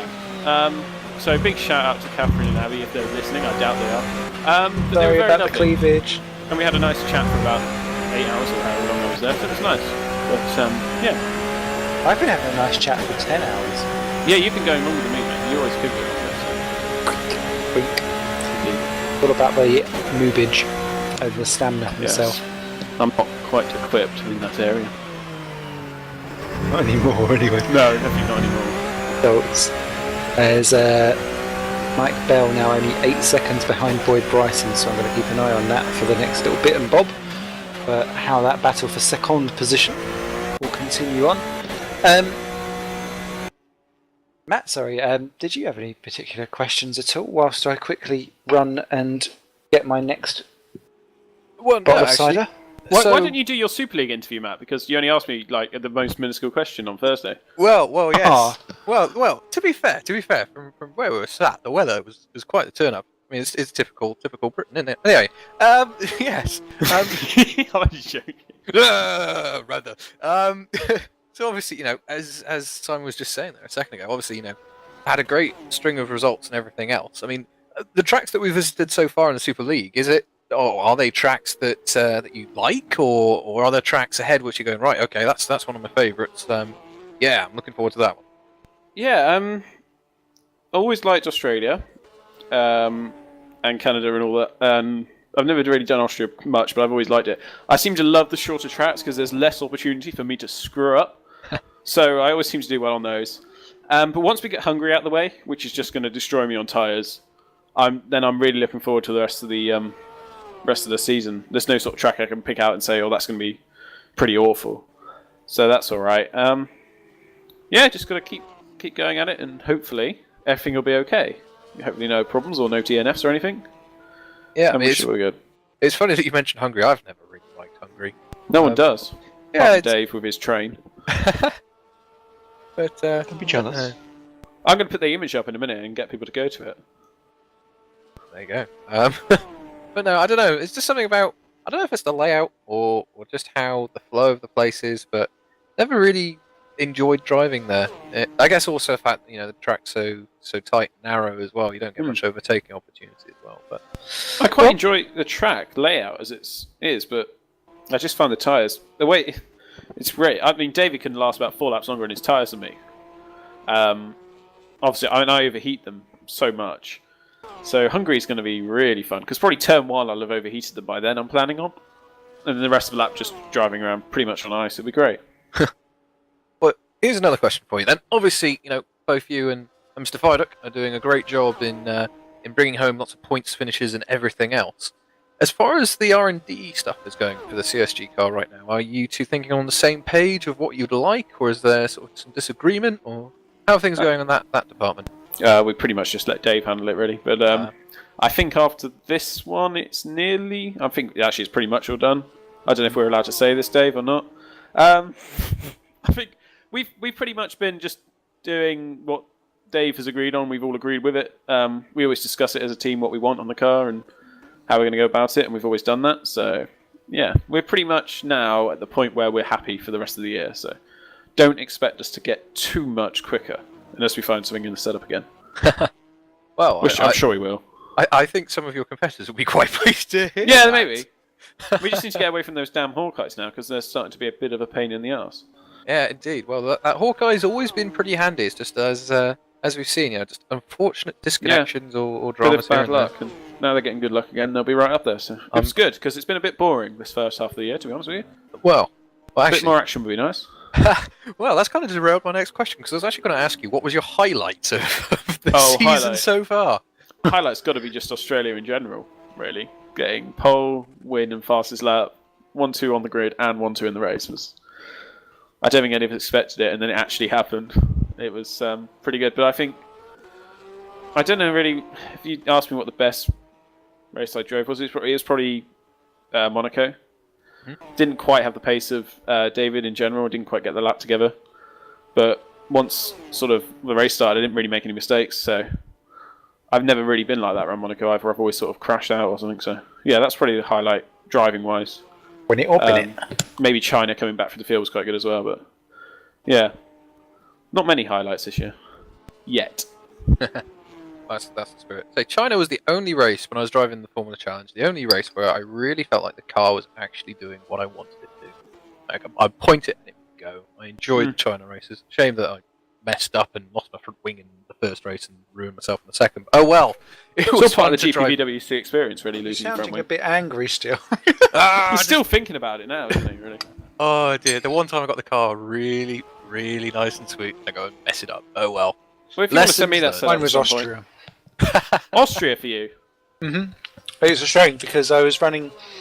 I'd been attacked from an unassailant anus attack from behind in both races, which was a shame, and I still managed to get a 22nd and a 19th, but I was on for much better results had I have not been harpooned on lap 1. So, Yeah. That would have been nice, really, wouldn't it?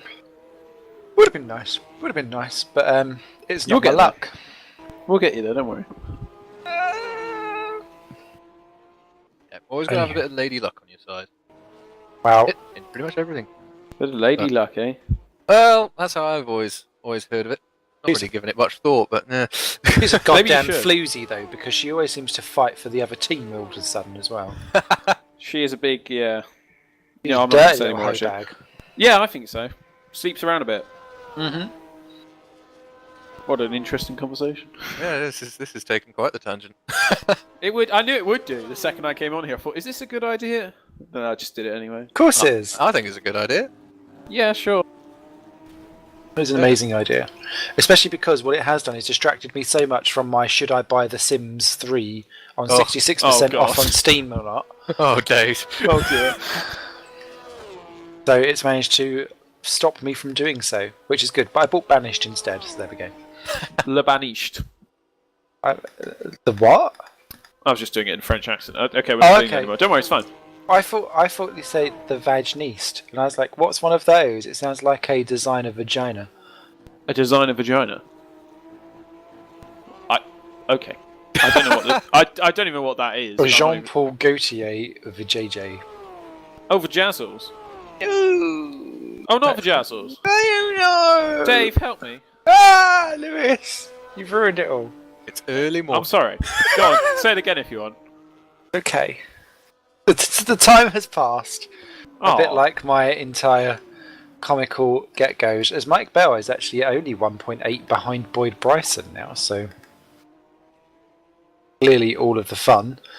Mike Phillips has said, what are the rules actually for the final chicane? Just watch a car completely cut both. Has this been asked? Mike Phillips? I think it was explained in the forums, wasn't it? Don't Yeah. take the piss. Oh. I don't think that's happening in some cases. So what I'm saying.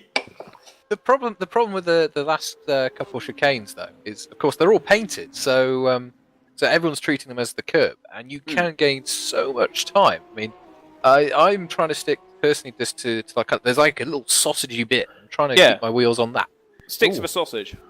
Stick to the sausage. That has always been my memento. I mean, I've been seeing it in the first chicane as well, sort of cutting there, and I mean, that's just not necessary at all. It's a 24-hour race. You don't need to be cutting corners.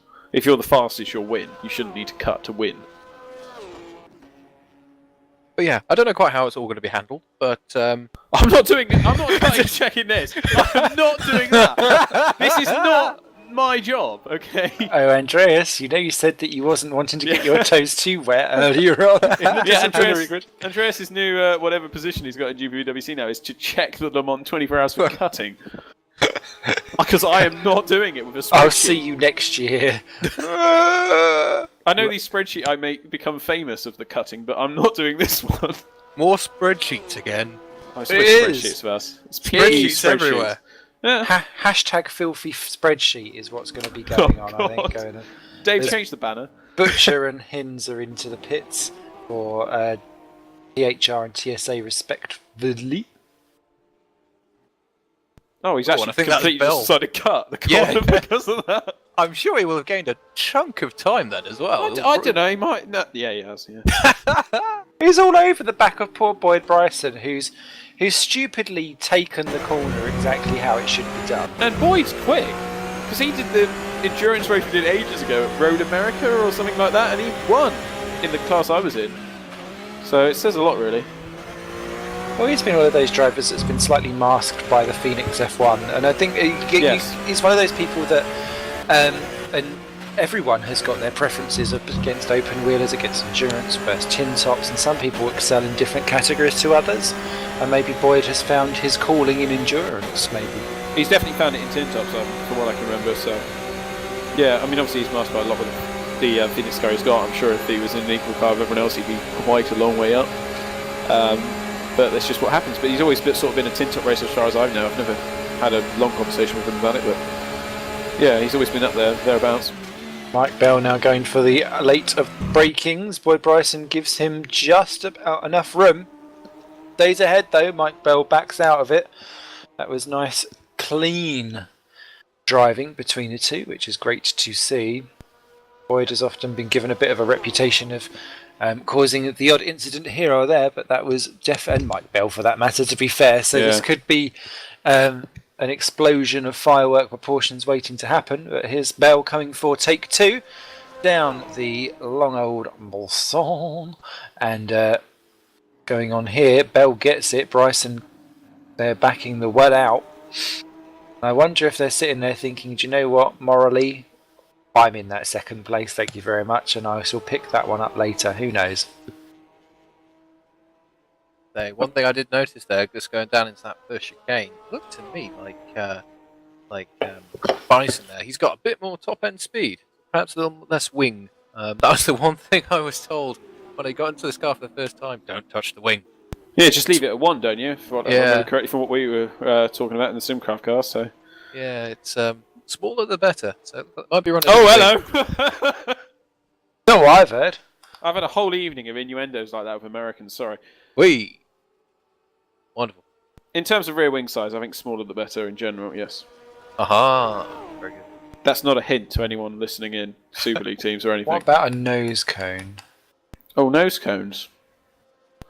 Nice wing split. Always works well. That's all I can suggest. Well, I'm sure I could straddle the right balance between the two. Shout out to Will Vincent. There you will. Thank you for setting in. He's just sent a tweet in saying, I'm upset I wasn't invited to help commentate. Nick Rowland loves me. But do you not know who I am? Hashtag depressed. Who is Will Vincent? I don't know. Maybe Oh, he okay. needs to come in and do the Secret Simon Sausage 7 question. Yeah, what is Oh, this? so that What we is know the secret Lewis. Simon what it 7 is. questions? Well, Redshaw, would you like to find out Oh, by go doing on. Secret Drum roll. Simon's sexual, suggestive, sausageable question That age sounds of different. the world? That sounds different to what you asked Andreas, to be fair, as the leader just has a massive slide actually there. He does indeed, and maybe it's because he's sliding down to get his ear close to the speakers so he can hear what you're about to say. Oh, I'm sure everyone's just pounding away at the floor right now. I'm always pounding when I hear you. Oh, don't. Braced. We had a whole, what was it, 6 races together and they took us off the air? Placed me with Dave. Unbelievable. Oh, I did enjoy your little banter in the background, though. Oh, It was like the warm sunshine to the sunny day. yes. Well, we might, might have it back at some point. We'll try and do another one, okay? Yeah. Go on then, these questions.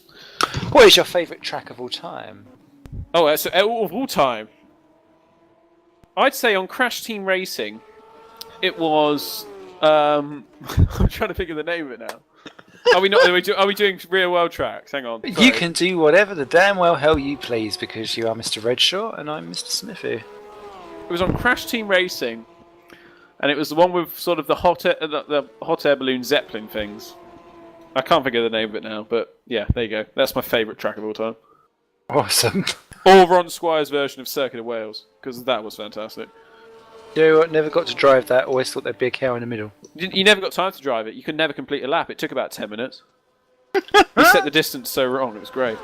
Aww. We love Ron, really. Yes, oh yes.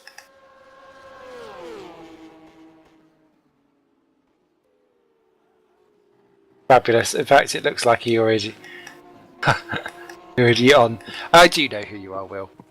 That was he replied. So yes.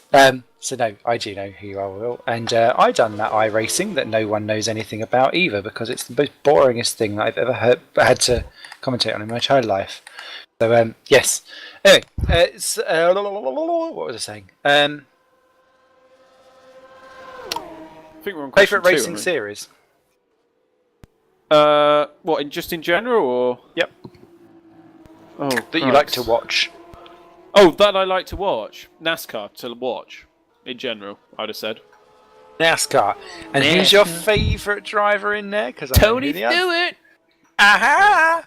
Like a bit of smoke with my bacon and eggs. When you say Tony Stewart, do you say it with a Z formation? If I was on webcam, yes. Okay. But since I'm not, no. I feel like we need to have this in as a banner, as a gift Yeah, if we could banner. add that, Dave, like some sort of webcam feature, be great. That would be great. Anyway.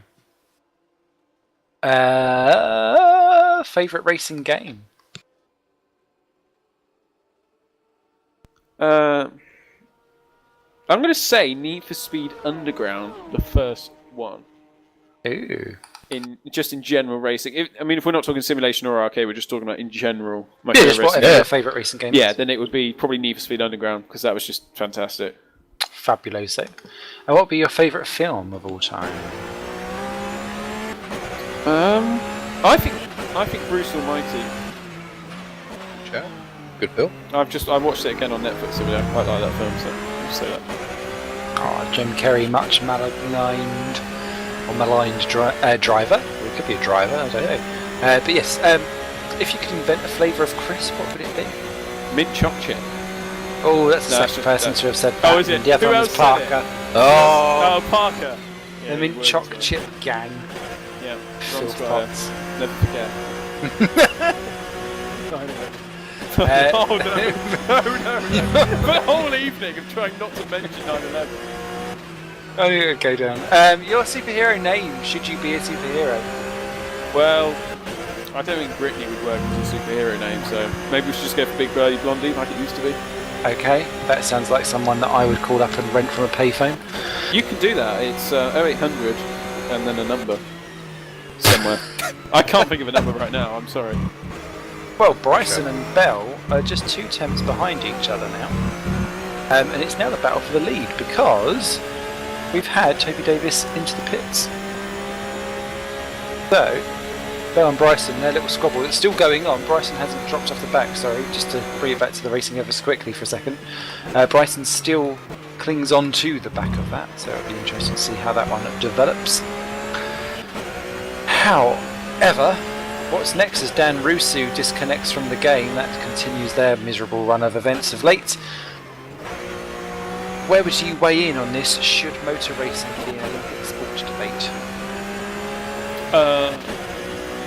Motor racing, I would have said yes. Sim racing, definitely not. Motor racing, yes. What? Well, to be fair, I was sweating buckets on Thursday night. I felt like I'd run a marathon. But it was quite hot down in the south. But you hadn't left your chair. I hadn't actually physically moved anywhere. But it was very, very hot all day. And everyone else was saying, oh, we've had cloud all day, it's been lovely. Yeah, that was real helpful. So, Here comes Bryson. yes, we so lead. Yeah, Bryson coming down the inside. What can he do against Mike Bell as they come down for the braking? Bell's got it. Bryson chickened well out of that one. I wonder if he thought that Bell was just not going to give him the space to have a go. But Bryson well back there to over a second behind. So he's got to now redo all of that catching again. He's got to be careful because as soon as you drop to about 1.2 off the back, that's you out of the slipstreaming range, and then it is all down to pure pace against Bell versus Bryson in that battle for the faux lead at the moment. It's all a bit all over the shop because I feel like Bryson actually does need another pit stop. I know they're running like slightly longer strategies, but it's not quite played into their hands fully just yet. Is everyone not doing the same sort of pit lap then? No, some people stopped earlier on the first couple of laps to try and get track position, I think. Oh dear. The HR done an early stop right at the very beginning, which meant that they brought their stuff forward. Smile had some issues with Fran Lopez with their car, so that's put them slightly out of sync. So it's actually only Enterprise that have really filled up the tanks and kept going all the way through. So they look. I think they're on for actually doing a stop less by the end. So Yeah, we'll see if I mean it that's works what out. it's going to work out as. And surely it's going to be the advantage of doing that. Definitely. I mean, if you're refueling, if you stop later, it's a big advantage. Yeah. So even if you don't get the pit stop back, it's still going to be an advantage by the end of the race. So if they can keep doing that, they'll probably win it, as long as they don't have any problems, of course. Well, do we know who he is? I think we're going to find out a little bit. We've got Will Vincent in the room. Hello. How are you? I'm in a state of shock. I was watching NASCAR drivers turn right in the rain earlier today. Rain? How much have you had to drink? Nothing. Oh dear. I need something very strong after. Yeah, it was a NASCAR Nationwide Series race, and they basically were running Road America, and it started raining. It was like, let's go and run in the rain and turn right. Put the baby down I know. and give yourself into the police. Yes, I'm sorry. But hello. Hello. Was it a good race in the end, actually, that NASCAR. It was. Does anyone know who Alex Tagliani is? He's an IndyCar Yes. driver. Yes. He got sent to the rear of the field because he ran out of fuel. And you know what NASCAR is like. They always throw a caution at the end to bunch everyone back together. And he ran out of fuel. Are you saying it's fixed? Not saying anything at all, especially as it was on ESPN. Competition It can't caution. ever be fixed. But he gained up 21 spots in 2 laps of Road America.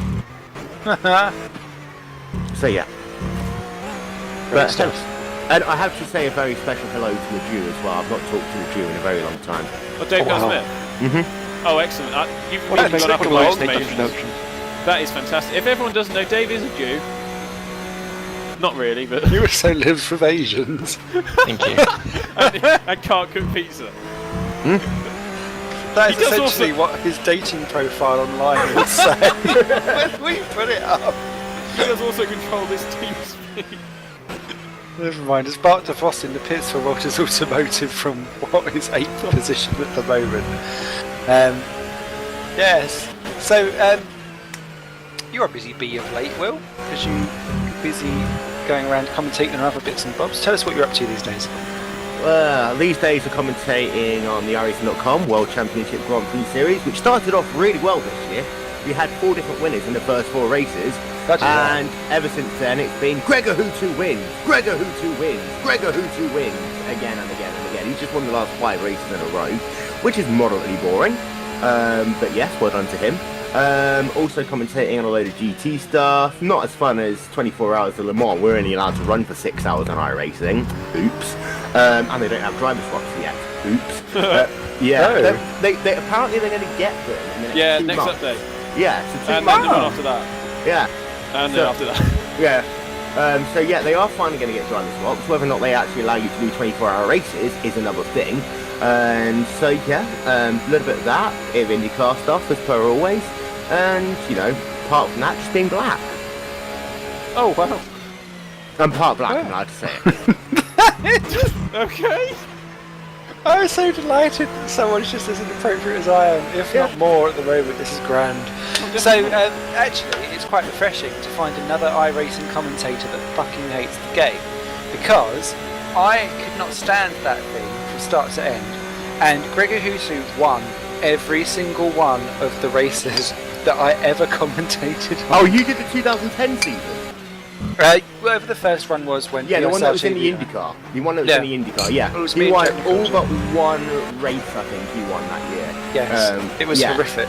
It was. I mean, this season started really well because, of course, it's always been the Gregor Hutu versus Hugo Louise show.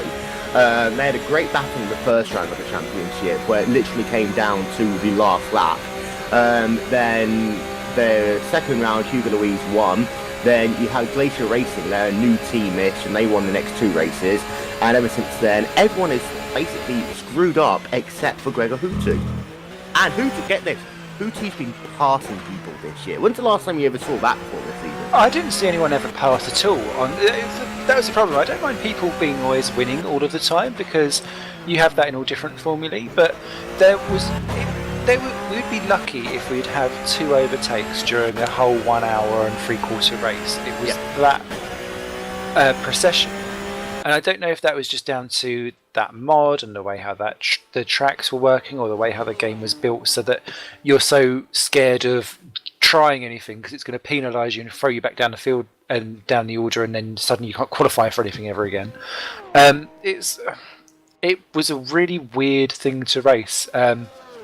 And of course, that year they had the IndyCar, then they moved to the Williams. Yeah. It became even worse. Oh, did to it? the point, well, they put a new tyre model on it last year, and it got so bad that half the drivers went on strike for one of the races. Wow. So you had the US Grand Prix last year was just like the US Grand Prix in 2005. Well, we had to find a way of building it up without saying, half the drivers aren't here, they're on strike here today. Great. We had that, which was hilariously fun. I really hope that Tony Garden is not listening to this right now, otherwise I'm probably never going to be able to commentate ever again, but... You can come to our league. Yeah, I'll come and join you guys. Who cares? Yay! But Inappropriate.com. yes, but yeah, and then they put on another new tyre model. Things were good, but what they've done, they finally found a way of changing the weather. So the weather changes, so you actually get a little bit of passing. But the strategy is at the moment in the Grand Prix series, basically, the later you pit, the better your chance of winning. Oh, we have that. Yeah. So, because tyre wear is like pretty darn non. It does exist, but you know it's not enough. You don't get drop off like in proper F1. It's to the point that if you can go 4 laps longer than everyone else, you're going to win the race. Simple as that. Last guy out of pit road is the winner. Yeah, that sucks a bit.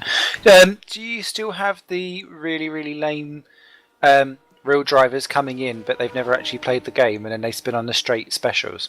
Yeah, Will Power. I mean, I don't like Will Power anyway, but he does that all the time.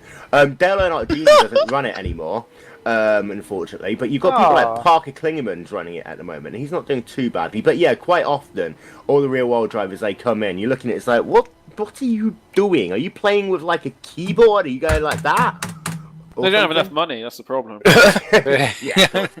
I remember Lucas de Grassi coming in for one of our special races with Connor Daly, and neither of them managed to get round off the start line because they just like spun off the line and then was causing issues in the corner. And one of them done 1 lap and then just called it a day, and the other one done about 3 and was already lapped by the time they got like called out. It was ridiculous. Well, they have that race still every year. It's one of the few races I don't get to commentate, unfortunately. You're not missing much. They don't allow you back. Yeah, it's on at stupid o'clock in the morning, which is of course a bit of a ball ache in the first place. So we have Tim Terry do it instead, which means that these guys are going side by side in the battle for the race lead. But yeah, it's the same old thing. Like the real drivers come in, and I'm sure that they get put all of the driver aids possible on, because there are actually secretly driver aids on iRacing, just only in the really rookie series. I really am sure though that all of the like proper drivers get all of the driver aids on. It's like just put the throttle down, pretend to turn the wheel a little bit, and you'll be fine. So why do you commentate on something that you clearly detest so much? Oh no, but I do like it. That's the thing. It's fun. I mean, no, it's fun. I mean, of course, don't forget, I commentate on other stuff as well. I commentate on the iRacing Indy 500, which is a hell of a lot of fun. Actually, we didn't have it this year. The servers crashed, but last year was really fun. It came down to literally the last 4 or 5 laps, and it was great fun to do that. And this year, I was actually in Indianapolis for the 2nd year in a row, all set up, ready to go, and the servers died, and I was rather upset. Especially the fact that I had already had my pre-whiskey, and it was like, come on, can we actually get the race going? So I can actually not look so drunk when I'm having to think up stuff to talk about. I think I need Is that the best way to get through an iRacing broadcast? Whiskey. Knock yourself out with alcohol. It depends on the broadcast, because I mean we do some leagues which are great. I'm doing one tomorrow actually, a GT league, which is great fun to commentate on, and I do the cameras for that as well. And of course you'll know this. Of course, one of the issues with commentating on things like iRacing is that you don't actually get to really see what's on the screen. So instead you have lots of people saying car 20's in the pits, car 20's in the pits, and battle for 19th position. And then you have to talk over it while they're talking at you, which is really off-putting. Yeah. So what I do these days is I actually stream it at the same time as well. And for some reason, the last 2 races, all the cameras and the commentaries lined up, and I have no idea why. Never. I know, it's impossible, but apparently it's happening. But yeah, we've got a GT series tomorrow, which is always great fun. In fact, quite a lot of the league racing stuff's really fun. It's just the Grand Prix series. The first 4 rounds, I have to say, were incredibly fun, but it does get a little bit, what's the word I'm trying to look for here? Samey, when it's Gregor Hooter wins again! Yay! What I'd quite like, actually, the only thing probably left now that could actually let me buy iRacing without wanting to sell my soul would be an inappropriate Will Vincent plugin that whenever I cross a line, it just shouts out one of your inappropriate comments. Oh, do you want to hear some really bad commentary? No. No. Depends if it takes us off air. This is or not. professional sim racing. This yeah. is actually what happened in a race that we commentated. I'll have to give you a bit of a preview. Someone was actually beating Gregor Hutu. What? There was 3 and a bit laps to go. It was at Canada, and it was coming into the final chicane with Hutu about half a second back. Are you ready? To win this race, he can't be making many more of them mistakes, but he is a lot closer now as they come down into turn number 14. He's got the This is gonna draft! be a crucial... He's got the He's not draft! going to make a move. Right. Yeah, He's just he's pushing too it. far. Oh, Onishima hits the wall! He hits the wall of champions! Gregor Hutu goes to the race lead with just 3 laps to go in this event! And what That's a what you're total getting. event here! I think that's about all that I could cope with. What time That's is about it? that's about the most excited I think I've ever got. Yeah, but I mean, surely the amount where Hutu hit the wall rather than anyone else. No. It was the guy who was beating Hutu. Yeah, but if Hutu hit the wall, then you'd have been Well, yeah. ecstatic. Yeah.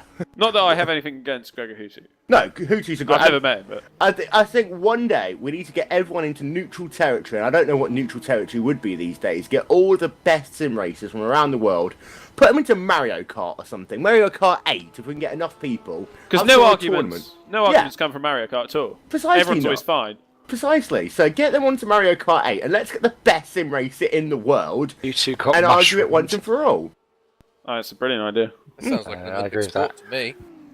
That does there's sound like an Olympic sport. Mario Yeah, Kart 8. Yes. that needs to happen immediately.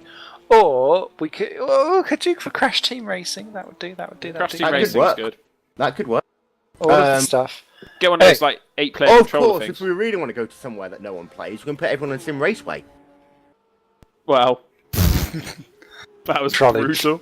That was a little bit. Is that Toby Davis all over the back of Boyd Bryson for 2nd and 3rd?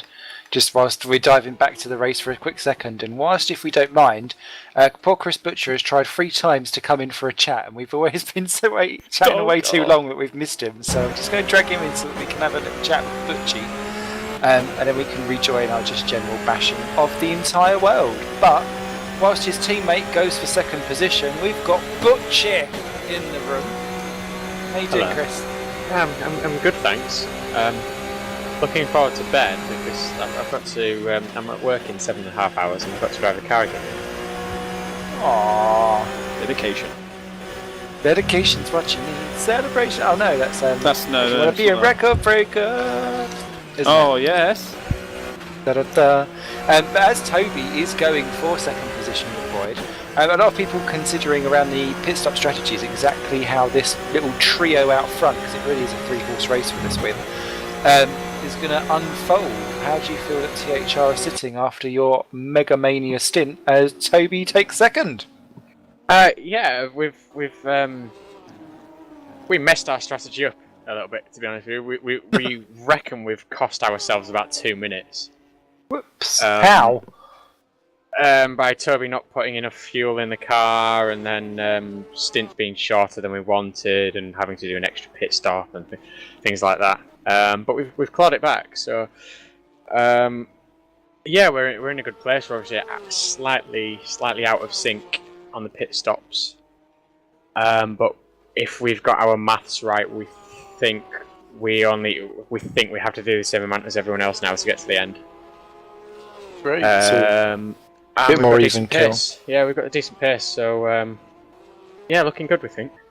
Excellent stuff. Because yes, it looked a bit desperate, Dan, when you had to dive in for your stint a wee bit early. And Toby was saying that you reckoned you had his pace, but I think you more than matched it. So it was looking very, very cushy. When are you back in the car? Are you back in again later? Yeah, about 7:30. Ooh. So less than 5.5 hours time. Get your Cheerios on. So yeah, that's no good. I was going to say, do you want to do Secret Simon's secret sausageable questions? But it may be better to wait until after the broadcast, and you can get some kip. It sounds worrying. Chris, can I just ask a question? Yeah. You've been obviously driving a bit. Final chicane. Yes. How are you finding it? Because we see a lot of cutting from a certain team that I'm not going to mention. I'll mention But not yours, but not if the one it's you're not driving ours, from. it's okay then. But No, it's not yours, but I'm not going to say who it is. To be honest with you, I don't see how he can cut there. I mean, GPVWC's rules regarding track limits are very generous anyway. So if you're running over that, then I just don't see the. I just don't see the. But you're need not for finding it. I mean, any sort of trouble to keep within the limits. no, I let's say. mean we're pretty much the quickest car on the track at the moment, and we're not having an issue with keeping all four wheels and two wheels on the curbs in the chicane, and we tend to, from what I've seen, we're carrying a lot more speed through there than other cars as well. So I don't really get why people feel the need to cut that. Excellent, thank you. I just wanted to check. Scandal on the horizon as Mark Reed rejoins in the Deltec car, still missing Dan Russo in the Drake number 2 car. So no, go and enjoy some schnoozels, Mr. Butcher, and I shall catch you later for some inappropriate questioning. Yeah, okay. I just wanted to ask Lewis something actually. Uh-oh. Okay, go on. Do you fancy telling me what team it was? You know when you are happy... Right, so it's the car that's leading then, yeah? when you, no, I'm just saying, when you're happy. And you clap your hands, that. I'm not saying anything. When you're happy. Okay. It's not yours, don't worry. To be fair, when I'm happy, I'm doing a lot more than clapping my hands. Oh dear, okay. Moving on. Yeah, on that note, I'm going, chaps. Wow, I can't handle it anymore. Well, no, not if it's that big. Oh, joy. I think I'm also going to have to call it a night as well, because I'm going to be up in the car in a bit. A few hours. I'll see you later. Right. Okay, you take care. Yes, indeed. See you all later. Bye. Frustrating pits from 4th position in Drake number 1. So, right, back down to the inner. Oh God, look at who's left. It's going to be an appropriate central now. God. Oh, someone's gone off and spun. I can see a bumper. No, is that Ollie Woods? Oh, it must be. It is. It's Ollie Woods in the Woods Racing car. Well, he's done well to get that far without binning it completely. So that is good. His wife will be delighted if he thinks that means that he gets out the car. Maybe she walked into the room and he just sort of binned it. I'm trying to end the race sooner, honest, babe. Honest. I think he's gone up in the pit lane as well now. He has actually. He's completely screwed that one up. Never mind. Yeah, it's not hard to drive these things without front bumper on them, to be fair. So that's no good. Also, welcome back Lucas Euler, who's just taken over the Simcraft Racing car. So that's the first time we've seen Lucas Euler turn a wheel in anger for a little while. So welcome back to GPVWC and Sim Racing for Lucas after a few months out. Since last year, I suppose. Yeah. Brazil last year was the last time. Aw, teary-eyed, misty-eyed. Oh, have you played any music or anything like that yet? No, not really. You're not he's that there. desperate yet. Have you played Takeaway Bingo yet? Yes. How did was it the prawns again? There was some prawns in it. Nice. Who was picking your numbers for you? Twitter, Dave, and Andreas. Oh, nice. And James Johnson. Excellent. So, I've got plenty for tomorrow as well. I was going to say, how much did you spend on your Takeaway Bingo? Well, we had to buy an extra dish so that I could get 25% off and then it would be cheaper. Oh, was that from Hungry House? No, Just Eat. Ah, you see, Hungry House had 24% off all orders today. Oh, I didn't know that. Yeah. It's a special tribute to 24 Hours of Le Mans from the GPVWC club. Does this mean we're going to take away breakfast bingo? Oh, takeaway breakfast, yes. Well, what happened to me is they've got like this thing called Hungry House Express now, so if they don't deliver your order within 45 minutes, you get basically the value of it back for free.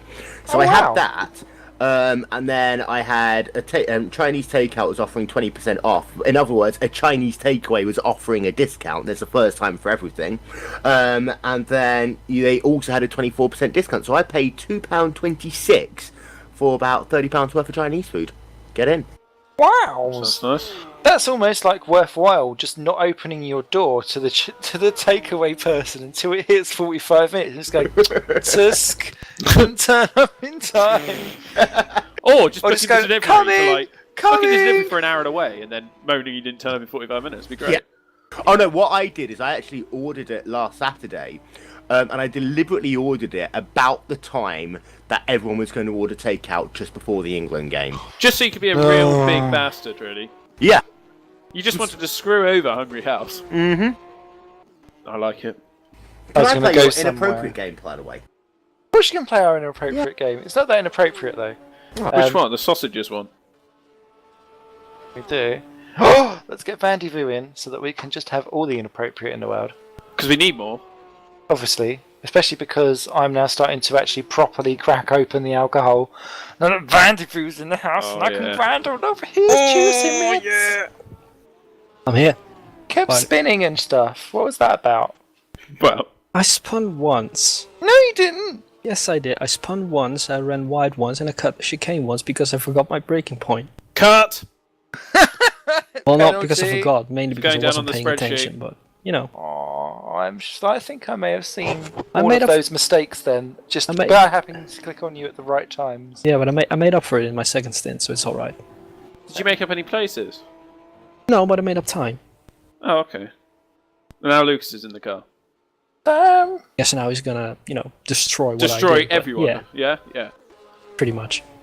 I wish I could I'll wake up in destroy the morning. you. We'll be first. As Please Mark don't do that. Reed. I need another stint in the car. I'd rather, you know, be able to sit on my behind for a bit more.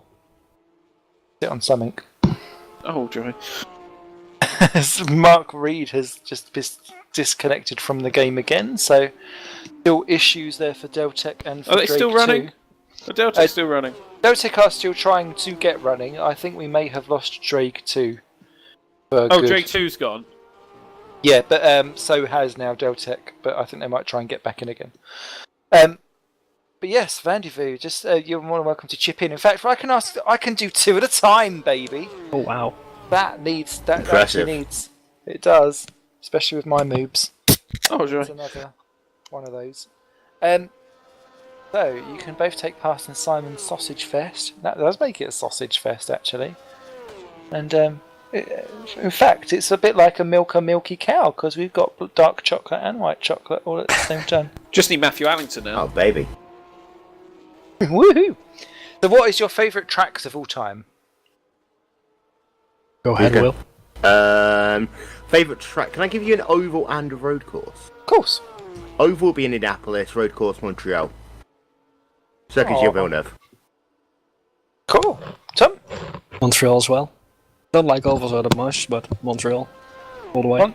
I think Montreal has definitely got the highest vote so far because that's like the sixth person that said that now. So Well, I could have been really difficult and given you that stupid trapeze oval in Brazil, which doesn't exist anymore, which they used for champ car races back in the 90s, and then given you that horrible Las Vegas car parking lot thing that they had in the 1982 US Grand Prix.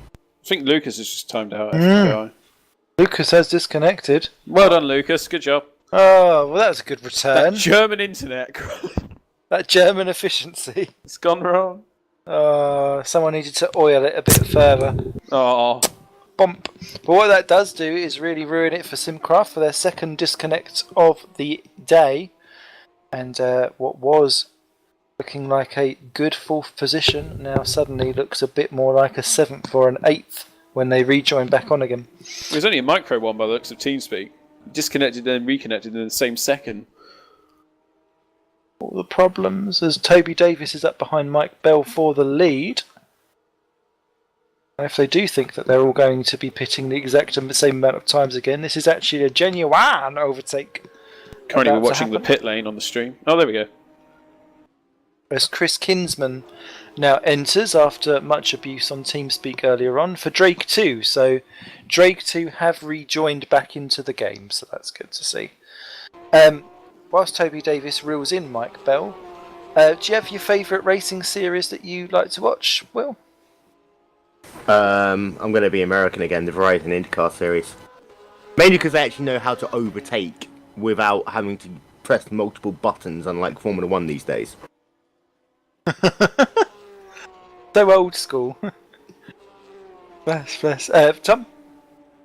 We think very similar. I mean, my favorite is still Formula 1, but IndyCar's very close second. Not a big fan of the ovals, but the road courses are insanely good. They do know how. America does know how to do a good street circuit. I will give them that, definitely. Yeah, they have too many of them though. Sometimes in the IndyCar series, it's like, can you not just go to a track which is actually made and ready for you? I do have to say though that the ovals, people used to love watching the ovals, but they were just horrific to watch in some ways because you're always just waiting for a crash. Now the ovals are actually fun to watch because you get racing on them, and people can actually overtake, and you've not got 15 cars separated by 1 second. As Mike Bell defends heavily from Toby Davis, they come in round to lap Bart DeVos in the Walters Automotive, who is currently still clinging on to 9th position at the moment. Lucas Euler has rejoined the server as Toby Davis goes for the inside.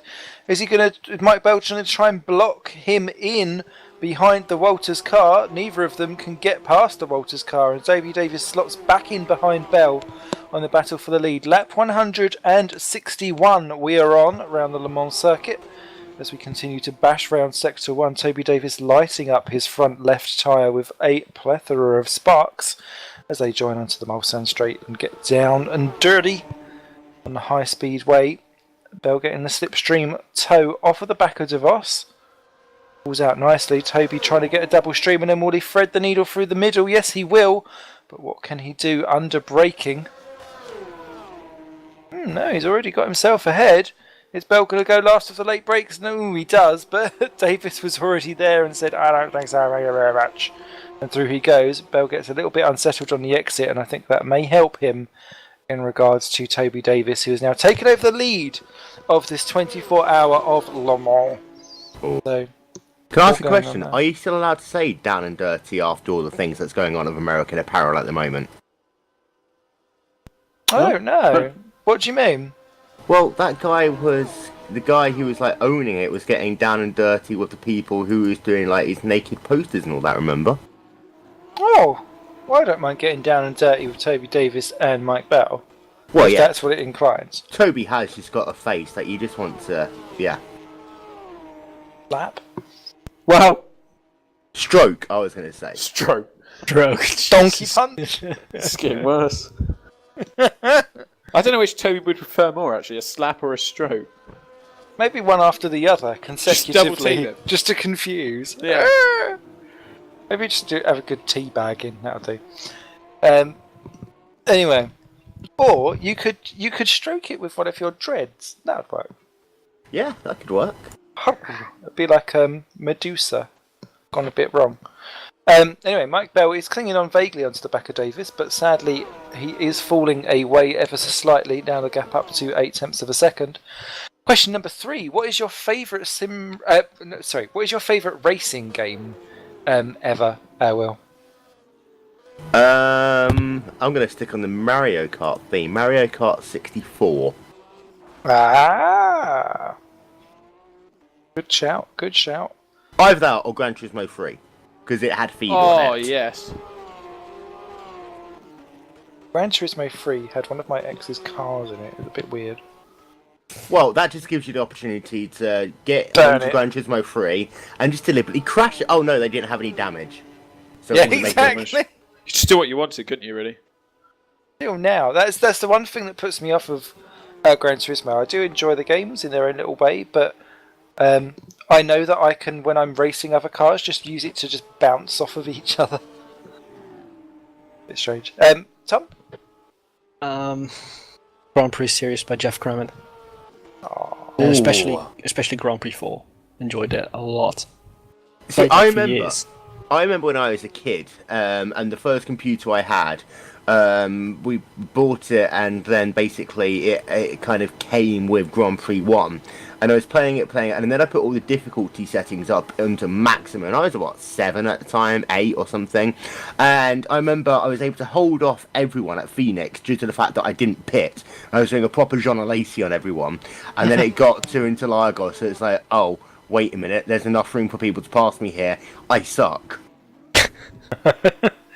Funny enough, actually, you're not the first person to have mentioned that Phoenix track, but whoever it was that was mentioning it earlier, I can't remember who it is now, just said that they'd spent their entire time being so pissed off with that one circuit because they couldn't do it, and so they were just constantly in the wall having to redo their championship season from scratch. They were sick of it and never saw any of the other circuits. But the thing about that is, that game, you could actually save it going into a corner if you know someone was about to pass you, and then spend about 4,000 or 5,000 different times making sure they didn't get past you. Old mid-session saves before F1 2013 gave you a trophy or an Xbox achievement for doing so. Well, do you remember Grand Prix 4? You used to, crash anyway. About 20 laps into a race. You'd actually have to save it about 15 laps in. It was just like doing a pit stop without actually stopping, just to make sure that you didn't have to restart your full-length race again. Oh, I did that basically every lap. When I was running a championship on like the highest difficulty, just every lap I made a save. Just to be sure. And here they come onto the start-finish train, and it's time to save once again. Just press escape every time you cross the start-finish line. David, continue on. All of the mods for those. I still David? think... Cool chat. Huh? Did Tom Vanderbilt say David or something? Good. Oh, David. Yeah. David, not David. What? Never mind. Oh, save it! David. With an Jeez, S. your accent it's your accent, I'm sorry. Oh yeah, it's my accent. I just That's wanted not him mine, to is talk it? more. It's all good. Please talk more.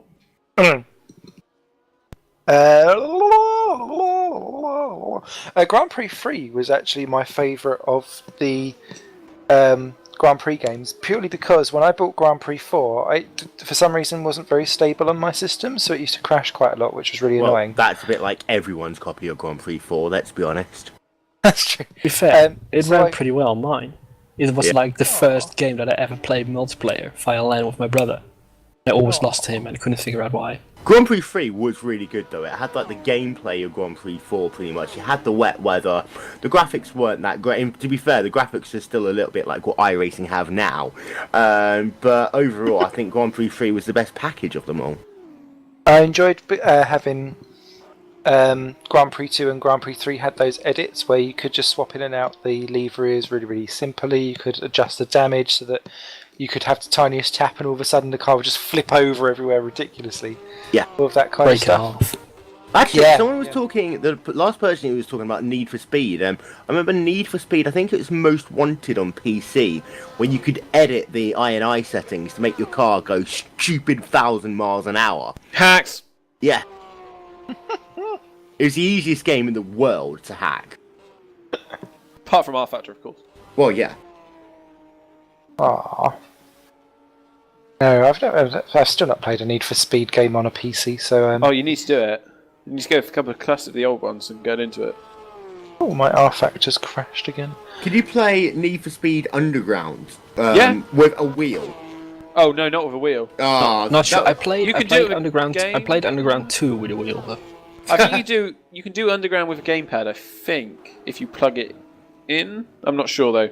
Well, to be fair, if you don't plug your gamepad in, I don't think it's going to work with any game, let's be honest. Well, it might be wireless. Yeah, but you still have to plug part of it in. Can we Bluetooth?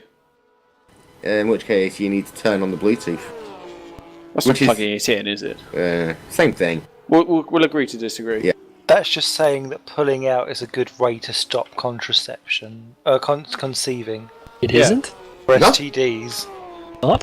Holding it in I is was the other about one. to I'm doing an internal orgasm right now, dear, and Yeah. in a minute I'm going to pull I think out both- and just leak on your tits. Both parties win in that scenario.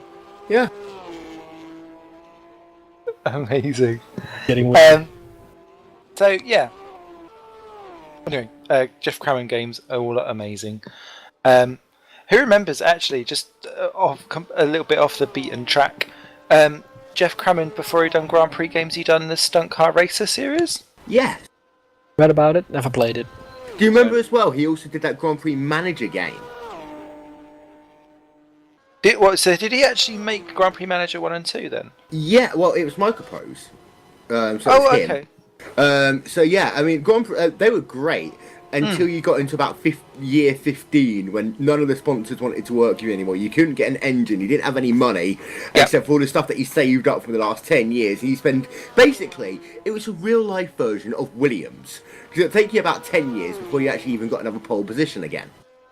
That is true. And then with Grand Prix Manager 2, I always used to find that after a couple of years, it didn't matter what I'd done to the car, as Bart de Vos just enters into the game, so clearly he's had an issue somewhere along the line in the Walters Automotive car, so he's disconnected from what was 8th position. A shame there for Walters. It's... with Grand Prix 2, what I'd find is that after 2 years, I would not be able to actually get within 107% rule anymore. And then I'd spend loads and loads of years just accumulating millions of pounds because you never got to spend any money because you never got to race. Yeah. Good point. I think we need 107% rule back everywhere. No, we don't. Yes, please. You could Formula Challenge I'm fine with, but other series I think maybe need some sort of rule if we're talking just GPVWC related stuff now. Although I suppose the problem comes then when you've got cars that are ridiculously much faster than everyone else's. Can I come and gate crash a GPVWC race one day? Everyone else does. Yeah. I have no idea what I'm talking about, but that's what my commentary's like normally anyway. People think I actually prepare for these races. I don't. I just rock up 5 minutes beforehand, scratching my bollocks, and have a look at the last results. Sorry, am I not allowed to say the word bollocks? No. Sorry. I don't know. Dave, are we allowed to say bollocks on the street? Probably not, no. Sorry. Anyway, if you could invent a flavour of crisp, what crisp would you be? Such a great question. I posted this a minute ago. Fish and blood pudding. What's Not even blood going pudding? to ask? Don't ask.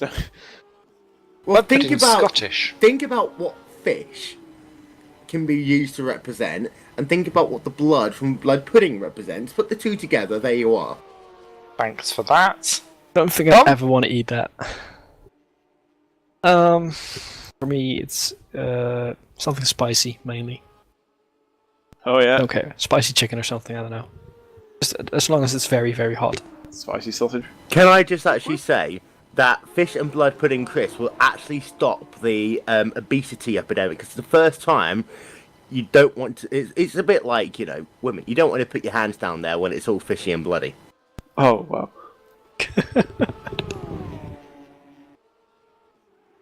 Wow. Simon, please tell me you have something to say. If you was a superhero, what would your name be? Will Vincent.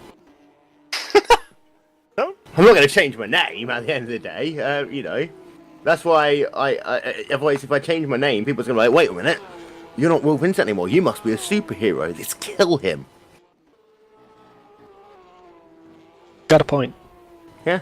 It's true.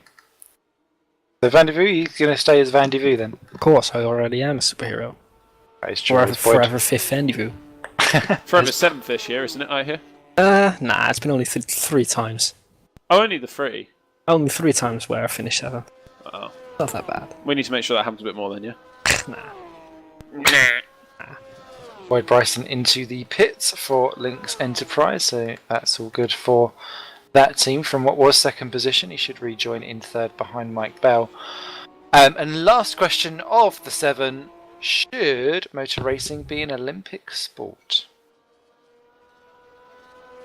Yes, but only if the countries then also, as part of it, have to get gridded by the the ability of the technical people. So basically, Adrian Newey would win everything for the UK on that side, but also on the beauty of their grid girls.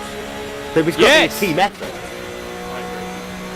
So you know, you might have come first in the race, but if your grid girls aren't beautiful, then, you know, sorry, gold medal's not yours. It's a bit like is it the dressage where you get points for loads of different things and you tie them all together at the end? Exactly the same as that. You lose a point if your horse takes a, you know... Yeah. Can you just imagine Do that? you, though? I think you do. Coming It's into like the cross. thing, Land and hope of. Oh my god, the horse is just taking a dump. I'm sure it's like Crass. I'm sure in Crass, if you dog, then you lose like 20 points. I'm sure that happens. But the thing is, isn't cross normally like where they have their little racing anyway? So if your dog's going to stop and squat, not going to get a good time, is it? No, but I think just for the sake of people watching it, they should get a penalty or something. I recommend shotgun. Actually, I think you've got a really good thing. Let's turn that around. The dog has to then do it at the end. And let's be honest, anyone who has a dog will know this. Trying to get your dog to do its business is the most difficult thing in the universe. So they've then actually got to get the dog at the end of this trial thing to just basically squat, do some nice little sausage, and that's at the end of the thing. Therefore, you can have some really, really, crappy slow dog, feed it a couple of Senecots before it goes up, by the time it gets to the end, there we are. Nice, brilliant idea. Let's do it. And lastly, Tom, do you think it should be an Olympic sport? Oh, I mean, we've already got the X Games, which are now featuring rallycross, things like that. Yeah, but that's on ESPN, and let's be honest, ESPN suck. Well, you get it on normal national television. Yeah, true. Just change that. It should be alright. I don't know. It's difficult to say. I don't think it should be an Olympic sport. To be fair, I don't think a lot of things should be an Olympic sport, but To be fair, I don't think it would. Actually, no. I was going to say it wouldn't work as Paralympic sport, but Alex Zanardi would be a great representative for that. There we are. Not an Olympic sport. Let's make motor racing a Paralympic sport.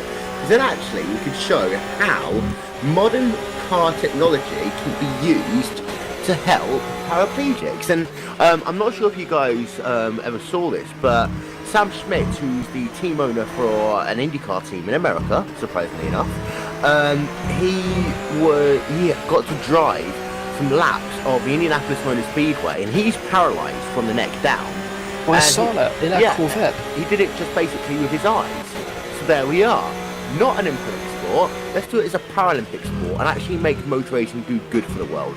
Well, that would be awesome. Just to draw the attention back onto the track for a second, we've got battle action going on between TSA's Thomas Hinds and Missouri Adonis' Victor Silva, who's caught onto the back. Just 2 tenths between them, and Thomas Hinds there, is struggling to keep the Missouri car behind them. These two have swapped positions over the course of the race, but due to various issues that the Adonis car has had, it's really struggled to be able to keep that momentum going whenever it gets up to the back of the TSA car. They seem to have either had an accident or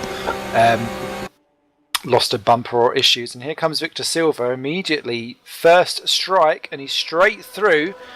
They're trying to get the slipstream back through again to have a riposte down at the end of the straightaway, but I don't think it's going to happen.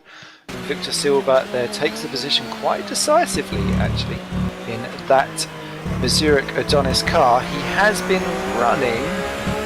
Last lap round he was 3 seconds faster than Thomas, but Thomas's lap was a bit slower than what he's normally done. I don't know if he's had a bit of an off somewhere, but Victor gets that Missouri Adonis up into what is now P7. It's still Toby Davis for THR leading from Smile Power second, Enterprise third, Drake FA, Simcraft, Missouri Adonis, TSA, Walters, Woods, Cosmo, Drake 2 and Deltic, your runners and riders for this GPVWC 24-hour race.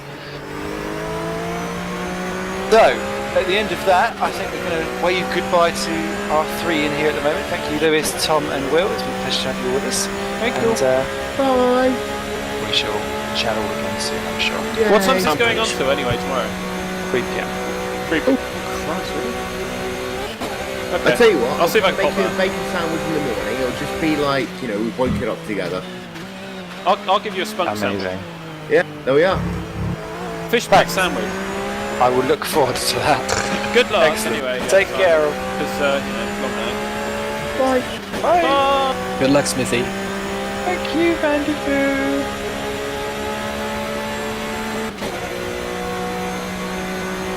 Wow. 11 hours have been and gone. 13 still to go. You still with us, Dave? For now. Oh dear, Someone apologies. sent coffee and donuts. Apologies to anyone who found any of that a little bit too close to the knuckle. I don't know what people are going to say until they say it, and by the time they've said it, they already have, so I'm not going to make much of a fuss about it. So, as always, loving your tweets and suggestions. Satellite Racing just saying that they really enjoyed the broadcast. Thank you very much. Pleasure to have you with us. We have already broken the 100 tweet threshold. That was quite a while ago, so that's great to know. So, what have we got and who is close to who? We've got Toby Davis, who's still pulling away from Mike Bell. 1 minute 25 is the advantage that he's got. 9 pit stops versus 10 as well for THR versus Smile in the battle for the lead. 37 seconds behind. Boyd Bryson is in third. I've not to see him actually put a lap over the board since his last stop, so it just needs to click on to see whether or not he's catching or falling away from the Mike Bell. It's looking quite steady at the moment, to be fair. Then in fourth position, pretty much on his own, is Roy Schrogen for Drake. A lap clear of the FA, the Simcraft and the Mazurek. And then behind that, the TSA car of Thomas Hinds spinning, and that would be at that final double chicane again. That chicane does appear to be a little bit of a issue for quite a lot of the members here. Them on 24 hour. I've seen more spins there and down at the chicane after that kink than anywhere else I think put together. Besides that it's all well and good to ride a little bit on the grass. Never a good plan, never a good plan.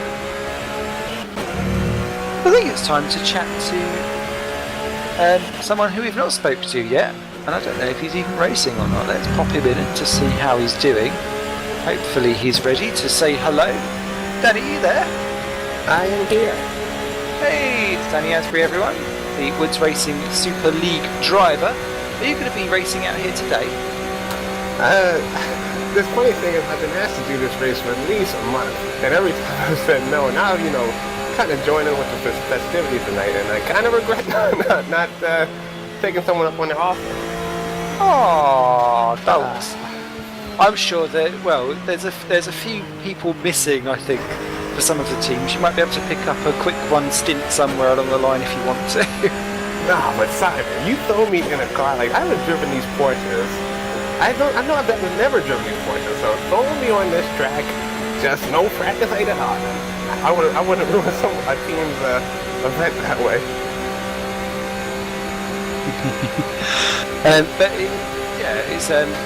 It must be good to see as Mark Reed just disconnects from the game again for the Deltec team. That's a team that's in trouble. You might as well go and rescue those. It doesn't matter if you've only driven the car for 30 seconds or anything for that team. Yes, so how has sim racing been for you in 2014? Because I imagine it's been a little bit of a frustration with the Woods car so far in Super League. But do you do any other stuff to keep your mind on track? Ooh, tough questions already, Simon. But I know, and at this time of night for us as well. Well, it was only 9:30 over here in stateside, so it's not too bad for me. Okay. I did do the Top Step V8 Racing League to kind of, supplement the Super League stuff, but mainly it's been Super League for me.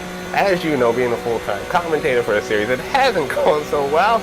I think you pointed out a stat for the last broadcast, which was that I finished one race out of the pretty much half the season we've done so far, and I've finished 2 races, but 1 race inside the points. It's been pretty bad at this point. But what's been the kind of the issue with that? Because some of it's been drivery, some of it's been misfortune with the actual car itself. It's been a culmination of lots of things. So where do you kind of start and go, right, I just need to sort one thing out at a time and just gradually get things back on track again? Because you're a good driver and you're fast and you can get things going, but it just has not fallen your way at all this year. Well, I think with Woods in particular, we got behind the 8 ball because we lost our star driver, kind of Oscar Hardwick, the guy that was supposed to lead the team. So in turn, they bring me on, and unfortunately, like with open wheelers, I just don't have that much experience. And the thing is, Simon, obviously, as you know, in Super League, there's just so much that goes into it. You have to build the car, you have to do the testing. It's so much numbers and that kind of thing that goes into it. So when you have 2 effective rookies and myself, and then Roy did a few races last year, I just don't think you have, with our team, enough experience to kind of get the job done. And I've learned a whole lot through this half of the season, kind of just looking back how some teams have set up the car, like for instance, like how Nijo, how those guys didn't have the biggest budget to spend, but they really knew which upgrades to spend their money on, and I think it really pays out. Meanwhile, us with Woods, we put in probably a similar budget-wise, but our car is just really not where it could have been if we kind of knew what we were doing going into this thing. Great stuff. Yeah, it's the, where you've had the first half of the season, it's been a general nightmare, so to speak. What would you then target for yourself for the second year for Super League? Because there's still points definitely on offer to be had. Well, I think that's a good question, only because, it's been a struggle with me, because normally when I get into a sim racing event, I'm targeting top 5s, we're targeting podium positions. I've had to get that out my hair completely. Super League, it's now, like you're saying, got to get goals going into these races. And pretty much at this point, it's just try to get in, not only just get points, but I think it's very vital to get inside that top 14, because that's what's paying out the purse at the end of these events. And so anything inside the top 14 I'm happy with. And what would be my ultimate goal this year, Simon, would be to get that crucial top 10, which I almost got at Canada, but hopefully at some point during the season I can just kind of get a lucky drive, I guess, and keep the car on the road enough to get inside that top 10. One of the things that Ollie was talking earlier on when we interviewed him about was that he doesn't understand how yourself and Roy can get into that car each race, knowing that you're going to be battling towards the back of the field as Mark Reed rejoins again for Deltic to have another go at getting back into this race. And he was tipping his hat to you guys as if to say, like, I've got no idea why they're bothering, but I'm so glad and grateful that they are. How do you do it? Wow, well, first I appreciate Ali saying that, but the way I look at it, and I've had people tell me, Danny, you got to quit Super League. What is the point? Why are you staying with this league? And I'll answer that question truthfully for you, Simon. The first one is that, see, to me, I signed a contract with Woods. I know it's not a real contract or anything like that, but I told them I'll do the full season, and it means something to me to kind of fulfill my end of the bargain, okay? And the second part of that is, it's quitting leagues is something I have done in the past, okay? But I do have a problem quitting while being beaten, okay? I'm a bit odd in that way, as in, when I win and I know I'm a contender, sometimes I get absent-minded and I leave a league, even while running well in the league. But when I'm absolutely getting destroyed, like it's the case in Super League, it's more motivation for me to stick with and try to get better as a driver, because, I'm not sure if I'll be back next year, but I do want to see if I can get better. If I do get better, then the motivation will come for me to actually come back for that 2015 season, if another team or if Woods would still have me, I'm sure they will be interested in a certain Mr. Asbury for 2015. I think. That's quite an assumption there. Who knows? It depends how much more you can rack up on the old repair bill. That's the problem. That's the problem. Oh dear. But so cheering on Woods, they're looking like getting a decent result here today. I'm assuming you're cheering on Woods anyway. Yeah. Of course, I'm cheering for the Woods crew. I mean, again, I should have been driving for them, considering how cool this event has kind of turned out. But I was actually helping out the Smile Power people, because they asked me to. Mike, So a friend of mine asked me to do some spotting for him during the event. And, you know, interestingly enough, right, okay, so I did a little spying, okay, for Smile against THR. So I jumped in kind of the THR chat room because obviously I deal with the THR people quite a lot. So they kind of used to seeing my face around or my name around, if you will. And, you know, so I'm listening in. I don't think they realized I joined. And, you know, they were very confident about their ability to beat Smod. And this is while Jasper was in the car, okay? And they said, you know, minute Mike gets in that car, the minute, you know, another driver that's not Jasper Tarver gets in the car, we'll take Smile. You know, so I relayed that message to Mike. And, you know, the boys back at Smile, they are so motivated now to beat the THR crew. That's not even funny. So though you saw the overtake a while ago where Toby went around Mike, I fully expect Small Power to get back into this thing at some point. Those guys are just so motivated to kind of prove THR wrong about the drivers outside of Jesper Talberg, if you will. Great stuff, great stuff. Well, it's been a pleasure to have you in the old boothie. Will you be back around a little bit later on? I'm going to be up for a while now because obviously being stateside, probably got another 3-4 hours in me. And so I don't see why I wouldn't be back if you guys need a little bit more traffic in here, which seems like you have plenty of traffic already, though. That is true, but we do love a wee bit of a chat. But I was just thinking I might do my 7 questions of fun for you a little bit later on. But I know we've got someone who's only about for a little bit, so I just wanted to make sure Sean got spoken to. Go and enjoy the festivities of Le Mans 24 Hours, and I shall catch you up later if you're about. I sure will. Appreciate having a nice chat, Simon. No worries, you take care. That was Danny Asprey, who is the perennial suffering Woods racing driver for the Super League, choosing to not suffer Le Mans 24 Hours here today.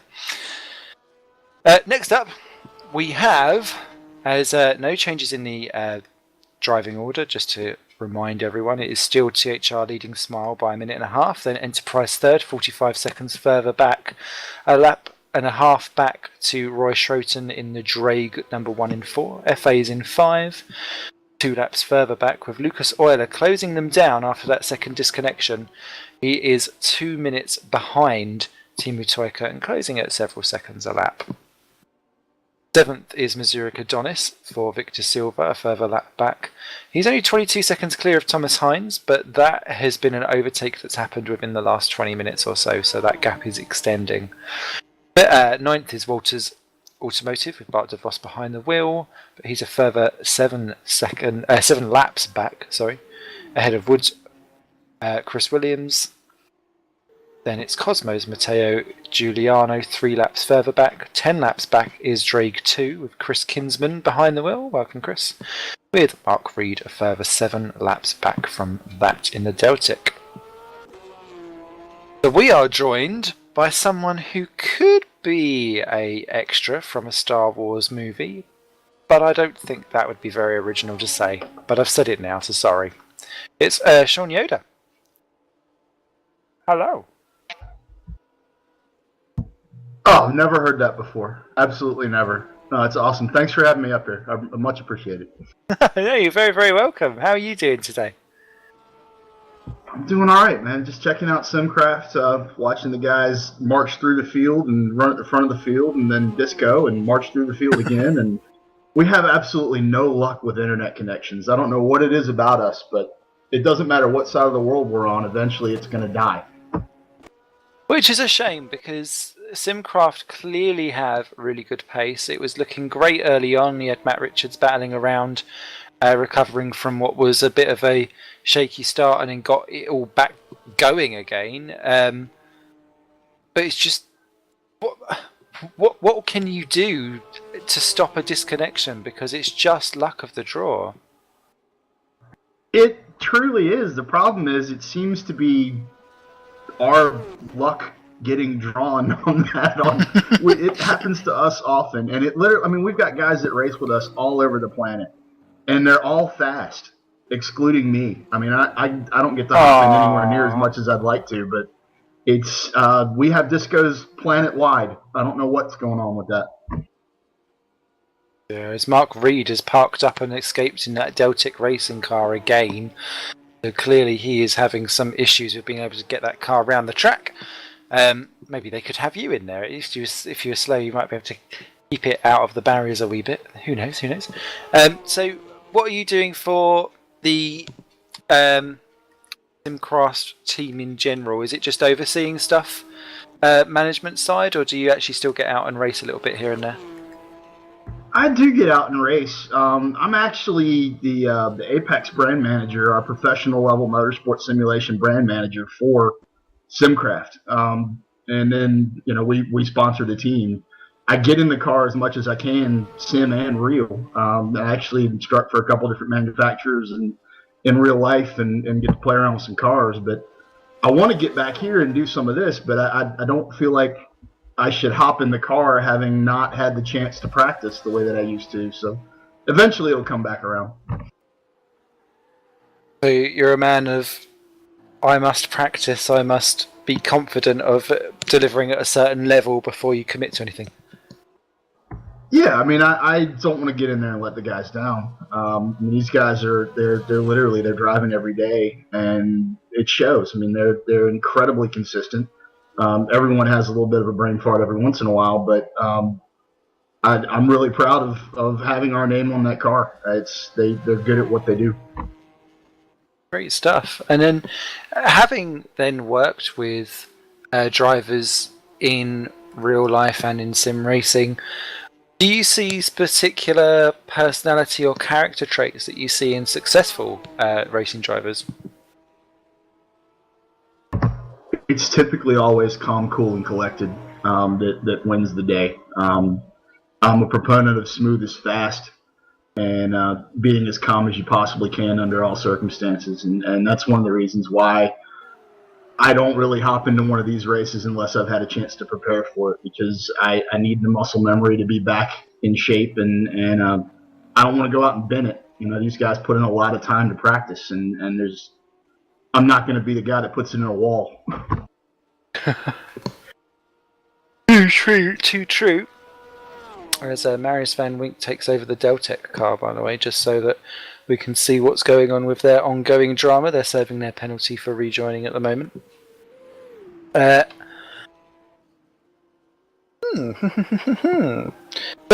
talk me through a little bit about what you were saying about the instructing of... is that instructing race drivers or what? Explain that a little bit in more detail, because that sounds really interesting. I've actually done high performance driving instruction and race driver instruction. I've been involved in that for a long time. I've actually been racing for 39 years. I was a factory Porsche driving instructor for a couple years. Right now, I'm on the roster for Chrysler and Fiat for Chrysler's SRT programs. That's it's more experiential marketing with them and not race driver training. But I do have a guy that I'm working here with here locally that has one of our simulators, and Clint also races a super late model and a pro late model, and we've got a Camaro Mustang Challenge car and an E21 Endurance BMW, and I do some instruction with him on a regular basis. It's a little bit of everything. If I'm not playing with cars in the real world, I'm playing with cars virtually, so I feel very fortunate to do what I do. Can't keep your mitts off them. Troy Schroten pops into the pits from fourth position. So my other interest of marketing and branding has been piqued rather. As a marketing man, what would, if you could give one piece of advice to someone who wanted to brand themselves as a serious sim racing driver, what would you say is the most important branding to have? I mean, as long as sim racing's been around, it's still in its infancy as far as actually, I think, making some penetration and getting some headway to be considered as maybe an e-sport, something that sort of elevates itself to the level of a first-person shooter. Name one of the first-person shooters. I'm not really into that stuff, but I know that there are folks making a good living doing that. If you want to be branded as a top-level sim racing driver, then This is one of the series that you need to run in. I mean, you need to find the right group of people to actually elevate your game to a level that you can consider yourself to be pro. There's a couple Formula Series that you can run in, and then there's here. Other than that, it's just how you carry yourself. You have to be humble, but you have to be fast.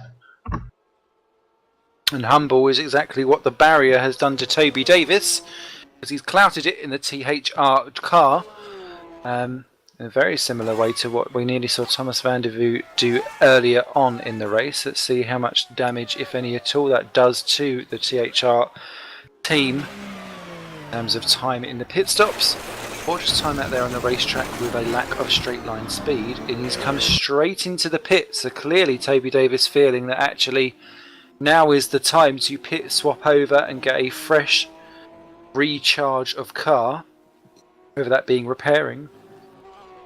So yeah, definite loss of bumper onto the front end of the car. Whether they go for a driver change, because in theory that resets the car, that would be a different matter, but it will be a very hectic crawl around at the background if that is going to do that. Apparently Nick Dawson-Lathan has said, could you get the message out please that Cosmo needs a driver ASAP? So I'm assuming Matteo Giuliano needs to go somewhere, and their next driver has not turned up. Fancy it, Sean? I was going to say they want me in the car.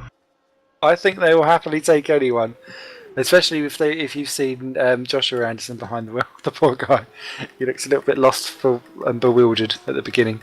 Although he didn't do too bad, actually, to be fair, once he'd got used to it. My wife says she's in. Oh yes, let's have a husband and wife team. That'd be well good.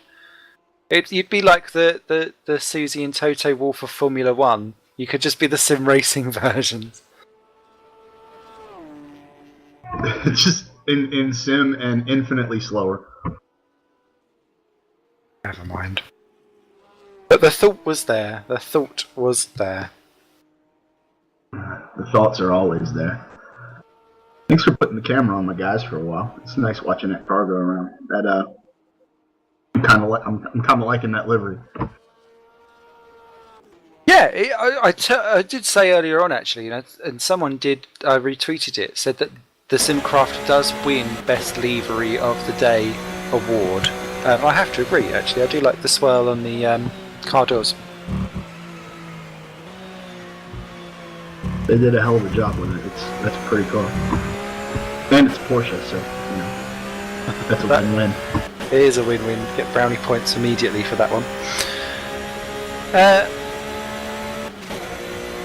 So, anything that you're particularly looking forward to for the rest of the year at all? Real world or simulation? There's a lot going on in both. I mean, we had two of our Apex 3 3-degree freedom motion simulators at E3 last week with Ubisoft, helping them market the Crew. We're actually packing one of those up right now, and it should be heading to Germany for Gamescom. Traveling around the world, playing with some awesome racing games, and getting out there in front of as many people as we possibly can. That's definitely one thing. Sounds amazing. And is there a website where people can find out more information about what you offer and what you do? Yeah, absolutely. So www.simcraft.com, simcraft.com. Pretty straightforward. We've got our professional level racing simulators. We do both 2DOF, which is pitch and roll, and our 3DOF adds yaw to that. And then we've got some more entry level setups that we've got a 2DOF and a 3DOF in those as well. They're 80-20 channel that you can bolt together a chassis. Our professional level stuff for a 2DOF starts around $20,000 and 3DOF starts around $35,000. I know that's it's not inexpensive by any means, but we do have professional race teams and drivers and engineering companies utilizing our stuff as driver development engineering tools. So it's we're pretty serious about what we do. Great stuff. Well, go and check that out, people, if you'd like to find out more about Simcraft and what the world of Sean Yoder is all about. And it's a pleasure to have you with us, mate. Much appreciated, Simon. Thanks for taking the time to talk to me. Definitely going to hang out and watch the rest of the race. If you want some company in the booth later on, I'll pop up here and do some commentating with you. It's been a while. Great stuff. Most welcome. You're most welcome. Thank you very much. And you even had a sound effect on exit. There we go. That's all good. Okay. So, that was Sean Yoder. Pop over to simcraft.com to find out more information about all of the joys that goes on around there. We are soon approaching the exact 12-hour mark here at Le Mans. I was just taking a quick look at the time. I've guessed that a wee bit early. I keep pushing that forward. I've just gone past the 11.5 hour bit. I'd quite like to see a little bit of an on-board. That's allowed, Mr. Cameraman, and you can enjoy some of these beautiful tones. Oh, I get choice. I get choice of everything. Commentator's choice. Commentator's choice. Oh dear. Well, I quite fancy, because he did make me smile an awful lot. James Johnson, please, who's just gone back out on track in Drake number 1. And he does have a driving style which enables quite a lot of sliding around on that car, so I think that could make people a little bit seasick whilst I go and visit the little boys' room. I'll be back in a smidge.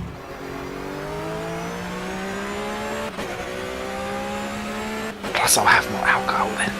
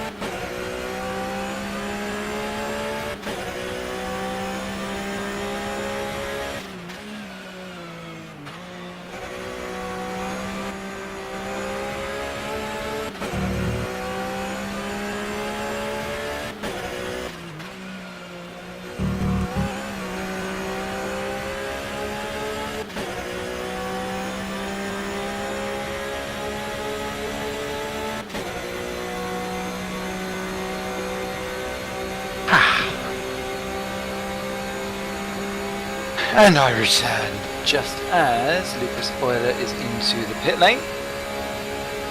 Or is he disconnected? No, he's disconnected. Oh no!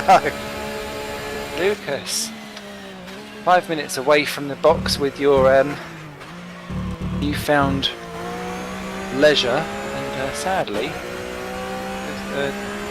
disconnections appear to have racked up 20 folds. That's another penalty there for the Simcraft team. Up to 6th has gone for Zurich. Adonis. Up to 7th has gone the 6th Axis Racing. He's well clear of Walters Automotive in 9th, but that is going to really hurt for Lucas Euler and the Simcraft team, sadly. Sorry to Sean for that one. Anyway, next man up. Let's pop him in and see. Oh, no we don't. Hang on. 2 seconds. La la la. We'll go for a quick reset on the old broadcast and we'll be back with you in just a tick.